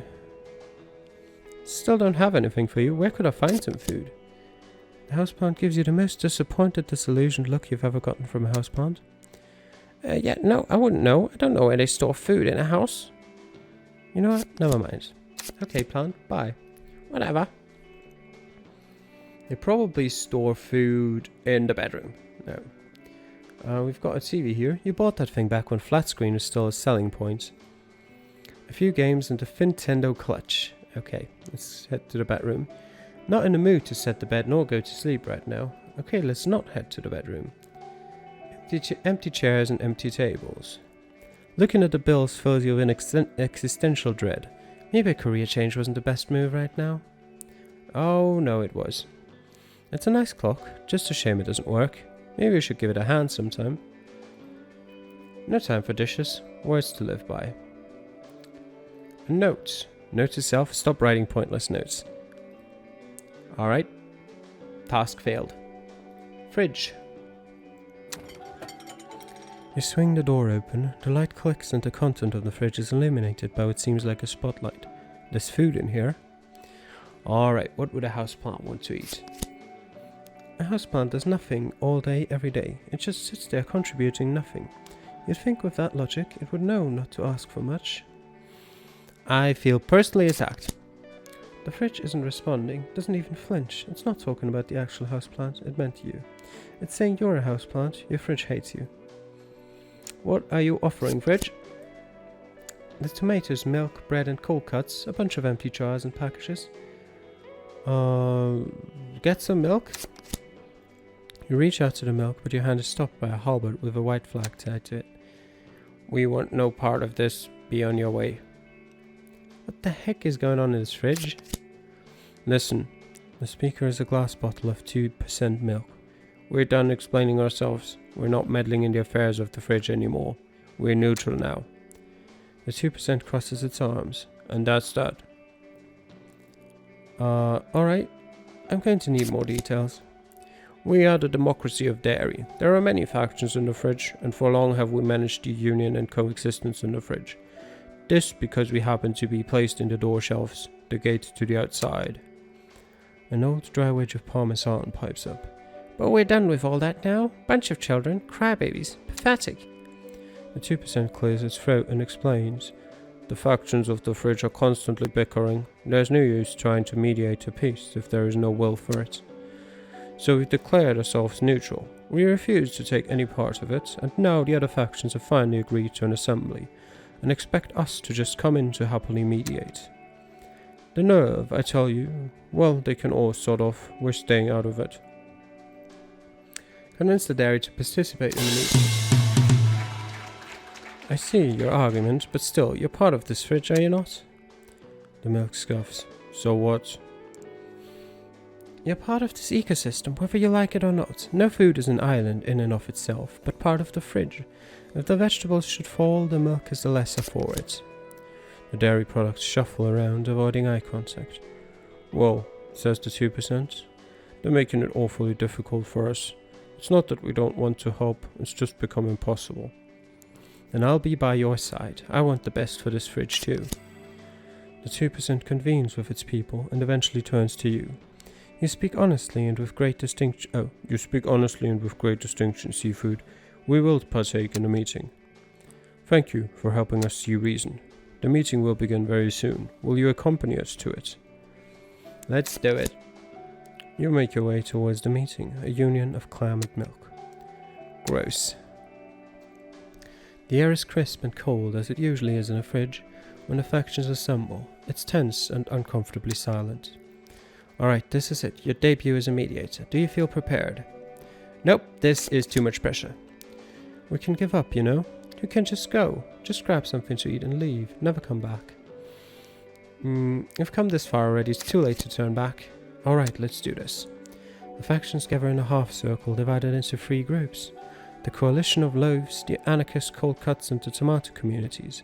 Speakers have been elected to represent each, and they've gathered at the very fronts. The democracy of dairy arrives late, but with conviction. They greet you, quietly and respectfully, as they join the assembly.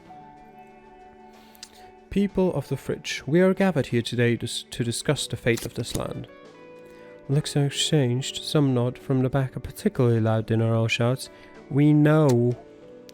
They know. Get on with it. Alright, let's get started. Who wants to go first? The foremost steps forward. I represent the Coalition of Loaves, and we would like to make our case. This place, this fridge, the foremost slice clears its throat. This is a torture chamber. It is a prison of death, and it must not contain us any longer. For the greater good, we propose to hurl ourselves towards the door, the gateway to the great beyond, to open once and for all. Only then can our people truly live. You said once and for all. There's no way you can just close it after you've left? It's not that simple. Our exodus will be joyous, but short-lived. Knowing the fate that once befell us will befall our children and successors. No, the oppression of the fridge must be ended once and for all. The elder Tomato speaks up. Opening the fridge will be the end of us all. You're sentencing us to a slow death if you open that door. A death perhaps, but a true life until then. None of this agony, this submission. Order, one at a time. The foremost slice nods at you, and then lets his eyes wander over the crowd. Can you truly stand idly by and let my people suffer? I ask you nothing more than this. Returning to the rest of the loaf, the coalition has spoken. The next speaker may take the stand. The elder Tomato, resting heavy on his cane, makes his way to the stand.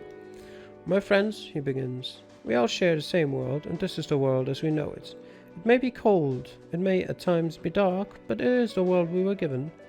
It is not up to us to make these drastic changes. Another day comes, another passes. You're blind, old man, the suppressor shouts. You've been in here too long. You've been blinded by the status quo, and now you mistake it for light at the end of a dark tunnel. Order. The elder Tomato flashes you a grateful smile and continues. We, the Tomato community, are willing to help the coalition in any way we can. He looks over towards the cold cuts. Your people, too, are friends of the Tomatoes, if you will have us. We propose strength and unity among our people, but a closed door. A furious yell makes its way from the back. You are killing us! The suppressor steps up and stops in front of the elder Tomato. Another scuff. There's almost a tinge of pity this time. We're all for peace, love and understanding, but we won't ally with someone who refuses to see the world as it is. We ain't playing our game anymore, old man. An alarmed voice rips through the back of the loaf. Look, up there, what are they doing? On a distant shelf you notice what looks like a cracked seam of smoked ham making its way to the thermostat on the upper shelves. They're planting explosive charges. The foremost slice turns toward the cold cuts. You! What have you done? The bottle of 2% gasps. They're finally doing it. We thought it was all empty threats. Screams of terror, many of them the voices of children, rupture the red crowd. The elder Tomato mouths, May God have mercy on us all. The mates realize the plan has been uncovered, but their only response is cheer. This is it, baby. The revolution is here. Plead with the dairy. Now is the time for their redemption. Before you can even speak, the bottle of 2% takes the stand and lets out a deep, deafening roar. This is not how we do things. Silence. Every set of eyes fixated on the dairy speaker. They're hanging on every word. That's tradition here. A respect for the wisdom of the milk. Far too long have we, the lords of lactose, willingly turned our gaze from the civil war. It is true. A moment of reflection as the milk closes its eyes. Far too long have we abandoned our post. But in this hour of knives, this age of violence, the power of words must be reinstated. Our belief in diplomacy cannot falter. Even the Suppressata has gone silent. The smoked ham strike team has stopped and is looking for guidance amongst its members. Yes, milk power! We are many, of dairy, protein, gluten, but we are one fridge, and we cannot afford to remain splintered. It's good to again see you in your prime, old friend. The elder Tomato approaches the stand. Perhaps we were impatient, foolish. The foremost slice hangs its head in regret. I am sorry. Uncertainty spreads through the high-protein ranks of the cold cuts. The Suppressata for the very first time seems to lose its composure. Brothers, don't let yourself be swayed. This is the man. This is who we're up against. Give up. It's over. Never. I ain't going down like this. The revolution never dies. With those words, the Suppressata hurls itself over the edge of the shelf, landing on the ground with a splat. Quickly, grab it. 3-second rule. Let's see. It's not that dirty. I'm sure a houseplant wouldn't mind. Got some Suppressata, Chief. Job well done. A commotion settles as the faction speakers convene in the center of it all. The dairy is busy conversing and finding solutions to differing opinions between concerned faction members. There's a lot to do, but they're convicted and proud in their mission. A former glory restored. The elder Tomato is the first to speak. We are in debt to you, my dear friend. You brought us together. Next is the foremost slice. We are grateful, truly. It's cool. Happy to help. The elder Tomato smiles. I can imagine. So, how can we repay you? You don't need to. I'm fine like this. Are you sure? Was that not the purpose of your visit? From the crowd, a slice of smoked ham approaches. If you allow it, brother, I would like to offer myself. It's the least I can do for my people. I can't accept. You're not responsible for your whole faction. The fridge dwellers grow silent with respect. Out of the kindness of your heart, you've abandoned your quest for food. Well, see you later, alligators. You are such a dork. As you close the fridge, you reflect on the past 10 minutes. You left your fridge in a better place than you found it, and that has made all the difference. Muffled through the fridge door, you can hear some of the fridge dwellers respond. After a while, the crocodile. And thus, the fridge war is over. The plant looks at you. It seems to be suspicious of your presence. Back again, are you? About that food. Here's a slice of meat. Enjoy. Without a word, the plant reaches out with its tendrils and snatches it from your hand. It's impressive and really, really disturbing. Huh, not too bad. You're not a complete idiot after all. Thanks, I guess. Hang on a minute. Wait, hold up. There might be something in here we can use. Something funny. For a joke? Exactly. There's a joke in here somewhere.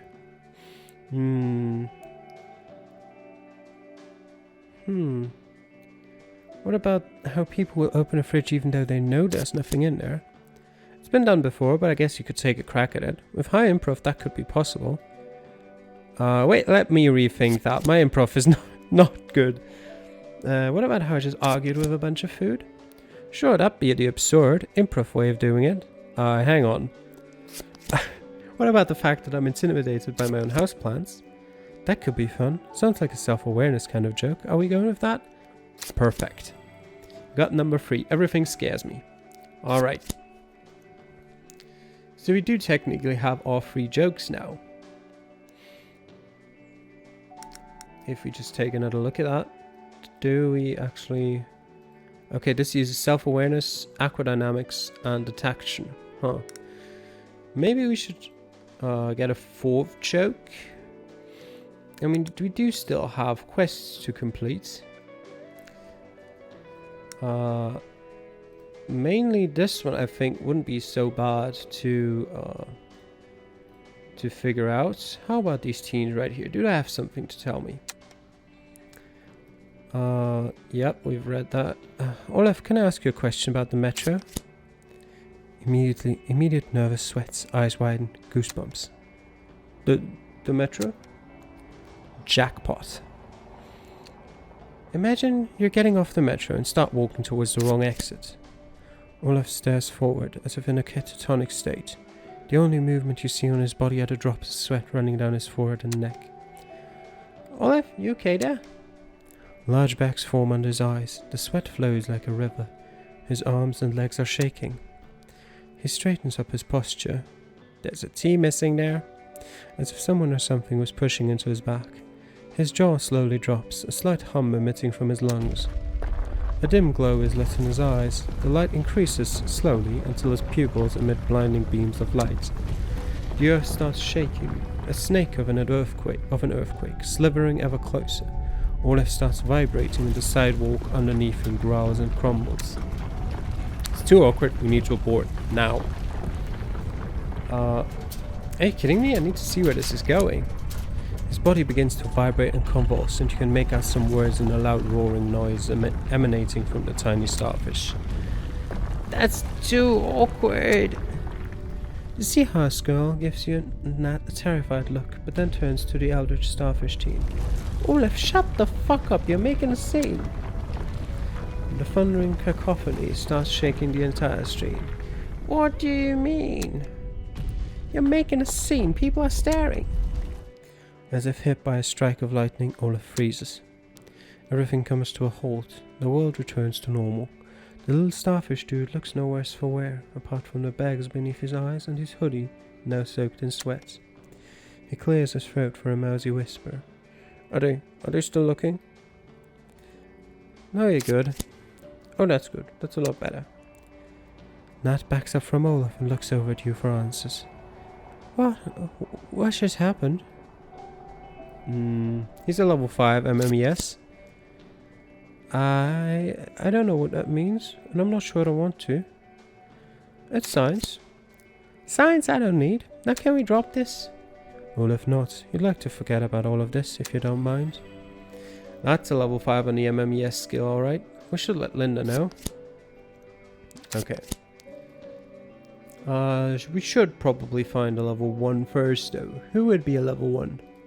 Martin? Let's go for Martin. Although, is Nia still here? I'd like to ask her a question. Yeah. No. Alright. Can't ask Nia about the MES. How about the bill poster? No. Alright. What about the delivery guy while we're here? I don't suspect we can. Thanks for moving the truck, by the way.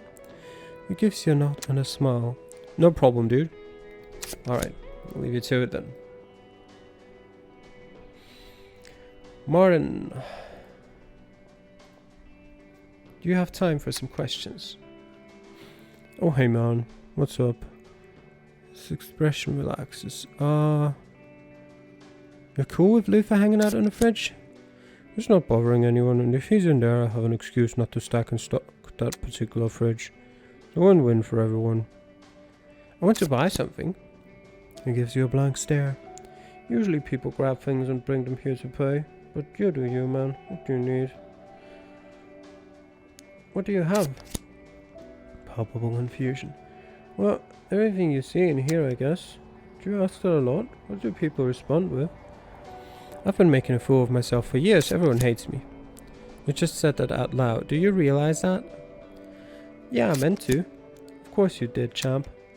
You're a regular level 3 in Linda's scale, aren't you? Martin's nodding thoughtfully. Yeah, that's a possibility. Oh no. Oh yes. I'll let you go back to work. See ya. Alright, how about Luther? Are you? I mean, you're stuck in a fridge. Probably not. Thanks for doing the interview, by the way. We need the visibility. He doesn't turn away from his computer. Alright, not Luther either. I mean, surely not Pete. We've got Pete and the 3 comedians left. We got, I mean, we've got one other person in the... I mean, that's a different alley though, isn't it? The alley looks really oh yeah, I remember. Okay, head uptown then. Who did we have up here? Oh yeah, we had the cafe owner. Can I ask you a question about the metro? Max stops. Why would you ask me a question about the metro? Just humor me. He scoffs. He's not telling you off though. Maybe he's curious. Okay. Imagine you're at the metro, and when you get off the train you're heading the wrong way. Why? Just imagine it. Pointless, but fine. You just realized your mistake. What do? You turn around. Good answer. Yeah, is it? I guess so. Great, now don't bother me anymore. Okay, so we found both a level 1 and a level 5. Perfect. Let's head back to Linda.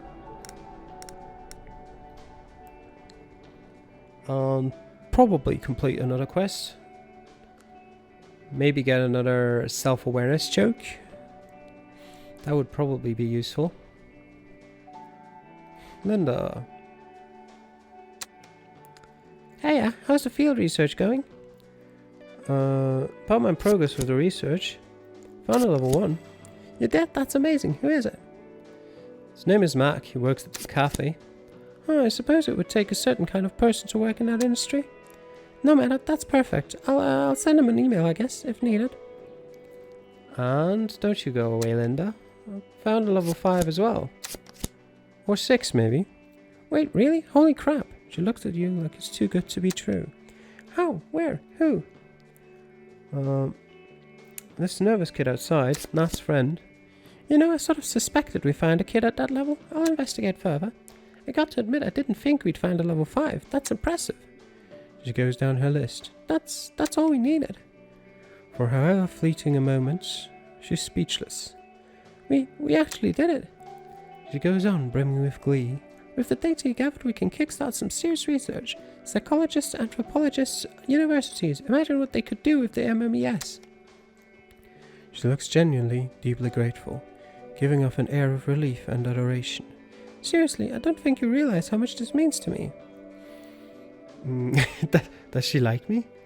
I'm just happy I could help. This whole research has been really interesting. Eye-opening, really. She smiles. It's a nice, warm smile and it makes you feel good. It really has. About the scale. Yeah, what about it? I think you can do a lot of good with it. She looks over at her notes, contemplate them. I think so, I hope so. Hey, thanks again. Really, you've been a huge help. This whole idea was stand-up fodder to begin with. Radical. Whatever, you have a setup. Number 7, the MMES. What joke is that? Improv heavy joke. Well, alright. We're not going to use that then, are we? Worth a go. Alright, let's head back to the club. Down here, into the Poseidon. Hey guys, I am done. I've got my 3 jokes. Even got an additional one. Clayton greets you with a friendly smile. Hey, how are things coming along? Got the word out, just came back from an interview. Edna lifts her head. Wait, really? That was surprisingly quick. Who did you talk to? Don't worry, he's a renowned and respected journalist. So, what does he write for? Paper? Blog? Online thing? A renowned and respected online news publication. Fine, but you better be sure about this. Don't worry, I am. Clayton claps his hands together. That's good enough for me. Great job, dude. Hopefully that'll give us the boost we needed. Let's hope so. Either way, thanks. Al gives you a thumbs up and leans in. What about your routine? My what? I've got my set. I'm ready. Cool, we're just about done here too. You guys haven't moved an inch. We did. We'll just take breaks. Responsible breaks. We're pretty much all set. Spotlight is up, PA system works, bar stocked, fingers crossed. We're going through our sets. Workshopping jokes. What about you? How do you feel about your bits? They're awful, they're all awful. Couldn't say, haven't had much time to try them out. Understandable. Yeah, I can't blame you for that. You've had less than a day to come up with an entire routine. That's not easy. That's a recipe for disaster for sure. Clay, there's still some stuff to do. It's not like we can sit back and do nothing until the show starts. After thinking things over, Edna declares, one of us can go. She looks at Al and Clayton for approval. The other two can handle the rest. Yeah, that sounds reasonable. Alright, so who goes? Al, think you're up for it? Let's see what you got, buddy. As he starts scooting out of the booth, he continues. Besides, these two need to stop pulling their weight anyway. Bite me.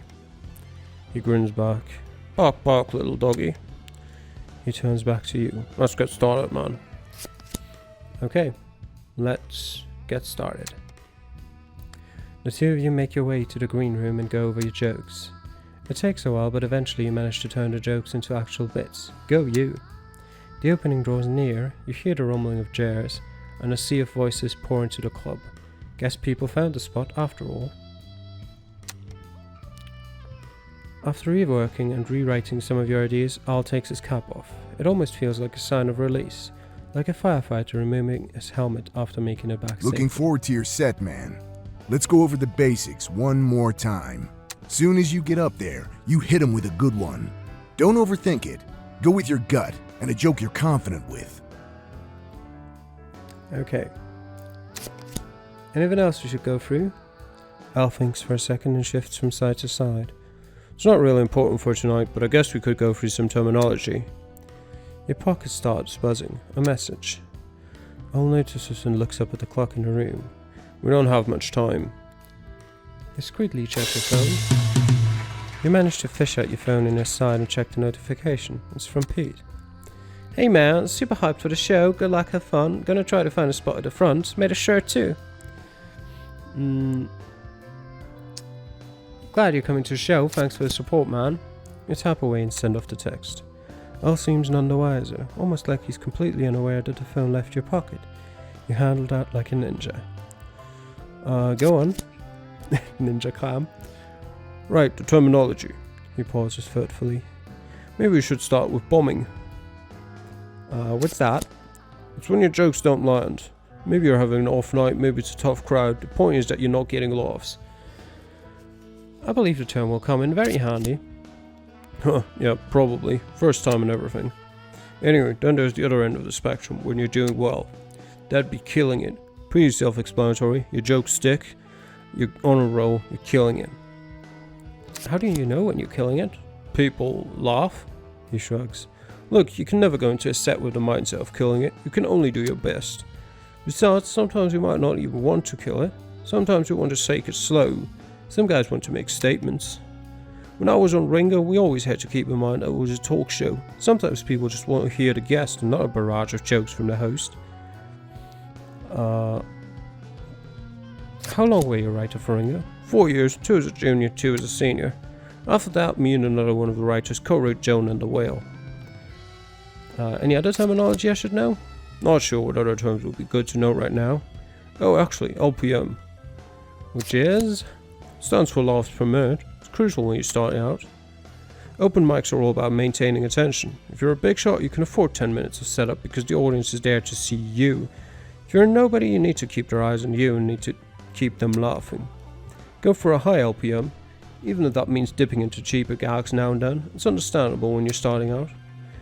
He looks up at the clock again. Alright, time's up. Ready for your first show? Shrug. He grins and shrugs too. Remember, keep it tight and keep them laughing. We're rooting for you. Okay. Stoically, not like the groundbreaking comedy warrior you are. Alright, let's head on to stage.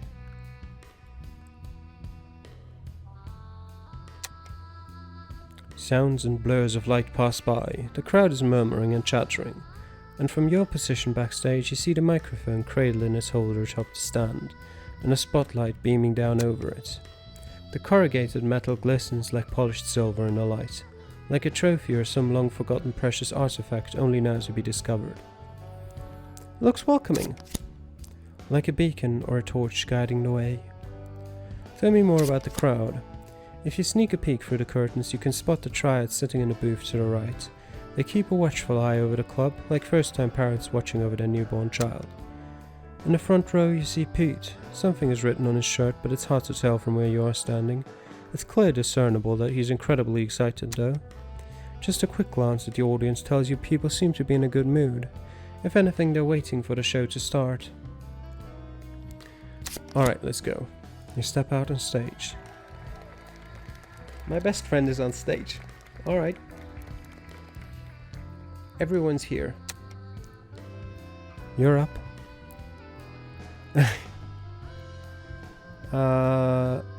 Greet the audience, but keep it short. Let's get started, shall we? The trio seems to appreciate your directness. All three of them just want to get the ball rolling. Some minor cheers from the audience. They're clearly eager to start the show. Pete cheers loudly. You got it! Woo! Say nothing but give him a wink. Pete cheers and sits back down eagerly awaiting a first joke. Alright, Chief, what's the first joke going to be? Okay, we've got, not the jokes. We'll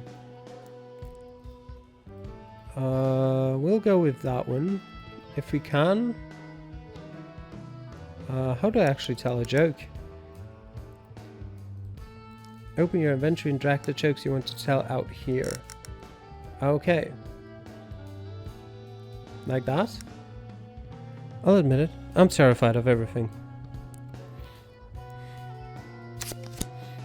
Some heads are turned and some laughs are scoffed. Some even seem to think they misheard you.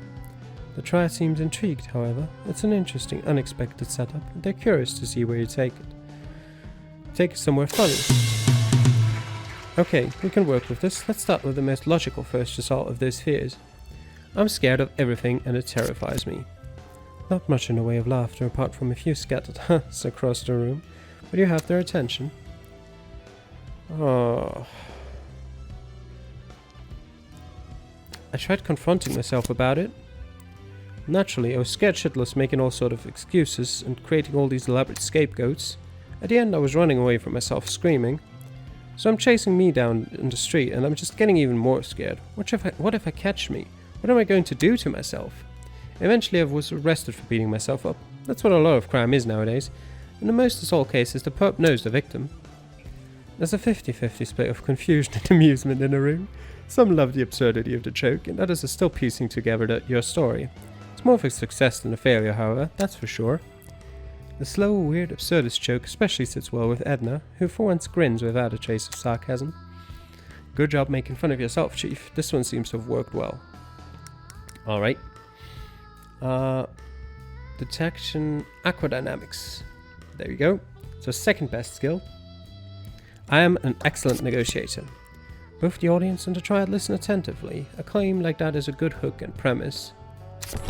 Oh god, we failed. Verbal judo is dumb. If someone doesn't get what you mean or you're trying to convince someone, it's always better to beat them up.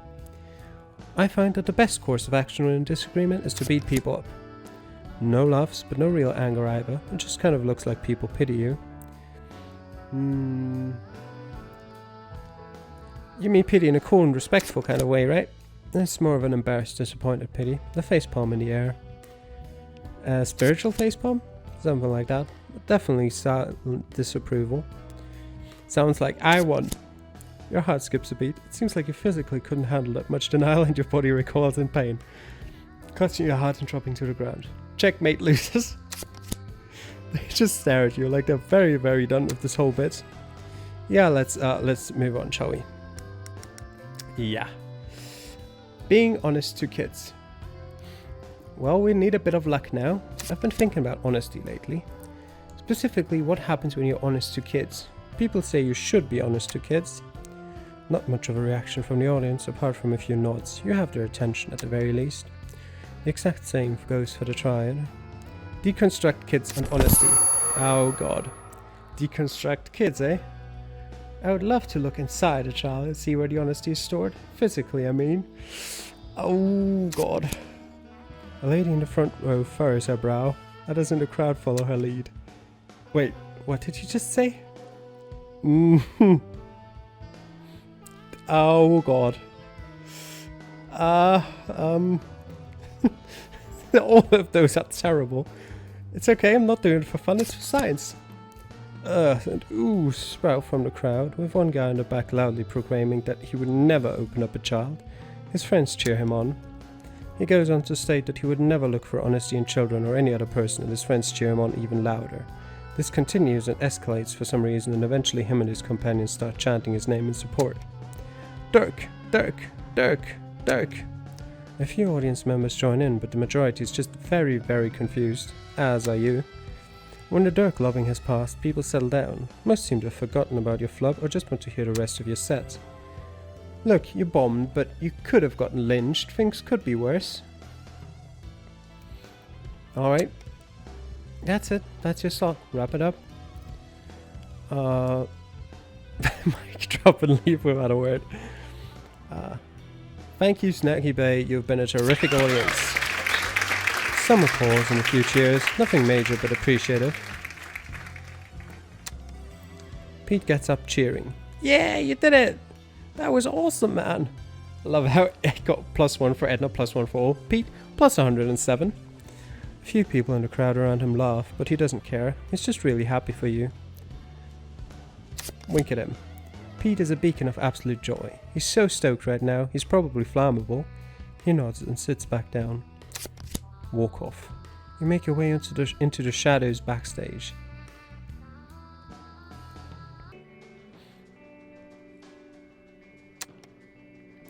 After you get off stage, the night seems to pass in a flash.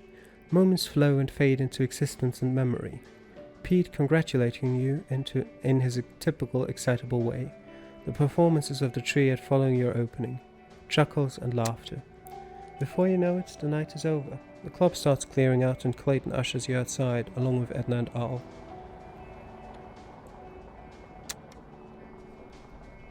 The quiet, cold evening in the alley behind the Poseidon is a welcome contrast to the noisy heat of the club's interior. You, along with your newfound peers, step outside with drinks in hand. Clayton takes a long swig from his glass and rests his entire weight against the railing. Inhale, exhale, and a smile on his face. After making his way down the stairs, Al plops down in the trunk of the alleyway mammoth and lifts his glass to toast the giant. Edna swings herself on top of the railing in one fell swoop, dangling and clanking her feet against the balusters, as if controlling bursts of excess energy. The Poseidon survived its first night. Morale is good. A toast is made in a relaxed, muted manner. It's obvious that for some, a giant weight has been lifted. Some comments and feedback are shared, and eventually eyes are on you and your set. How does it feel? Oh, I feel amazing. Hey, that's awesome, dude. Glad you had a good time. Exciting being up there, isn't it? It was exciting. Can't wait to get back up there again, huh? What about your set? How do you think it went? Could have gone better. Alright, so most of your jokes didn't land. That's to be expected. First time on stage, first time telling jokes. Here's the thing. You got one good laugh. That's more than most people do in their first time. That's one good joke. More than some comics land throughout their entire career. She continues, muttering. Being funny is far from what makes you successful, unfortunately. Here. Don't worry, man. It gets easier. Outside the alley, you hear more people leaving the club. They're laughing and enjoying themselves. The four of you look among yourselves.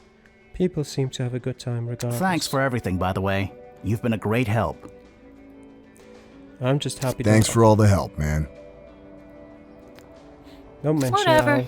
I'm not all mush-mush like these two softies. I've got my eye on you, Clammy. One wrong move, and I'm stealing your shoes and filling them with pudding. She's only half joking. But she's just as happy to have you on board as me and Clay. Yes. Thanks for all your help. She squints at you. Somehow the squinting intensifies. It's one of the squintiest squints you've ever experienced. What's your favorite kind of pudding? Chocolate. What's yours? Chocolate. She grins. Vanilla it is. More toasts, more cheers, morale is good. Flashes of the horror lived on your first steps on stage are dimmed and muted by a newfound sense of belonging. A secret society, a ragtag gang of outlaws paving their own way. Feels pretty good. So dude, ready to do the same thing tomorrow? One tiny thing though, usually we work on sets for ages, years. I'll draw circles in the air, rewriting, reworking. It usually takes a long time until you have a set you're happy with and that consistently lands. We want to do new material.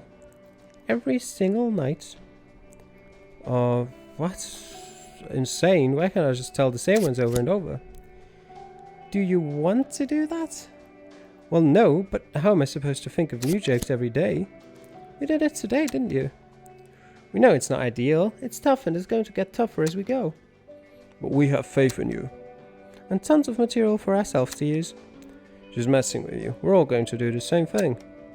But we really do have tons of material for ourselves to use. If you want to keep going, you've got a spot here at the Poseidon every night. Hell, if you want to take more part in running the club, that would be great too.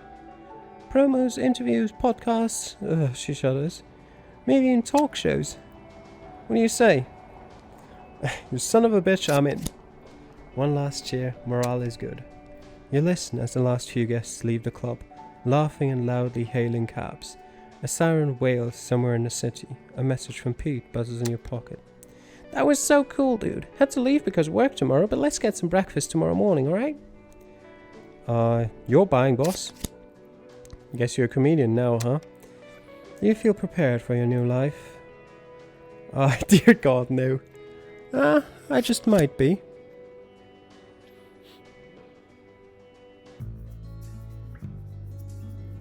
The end of day 1.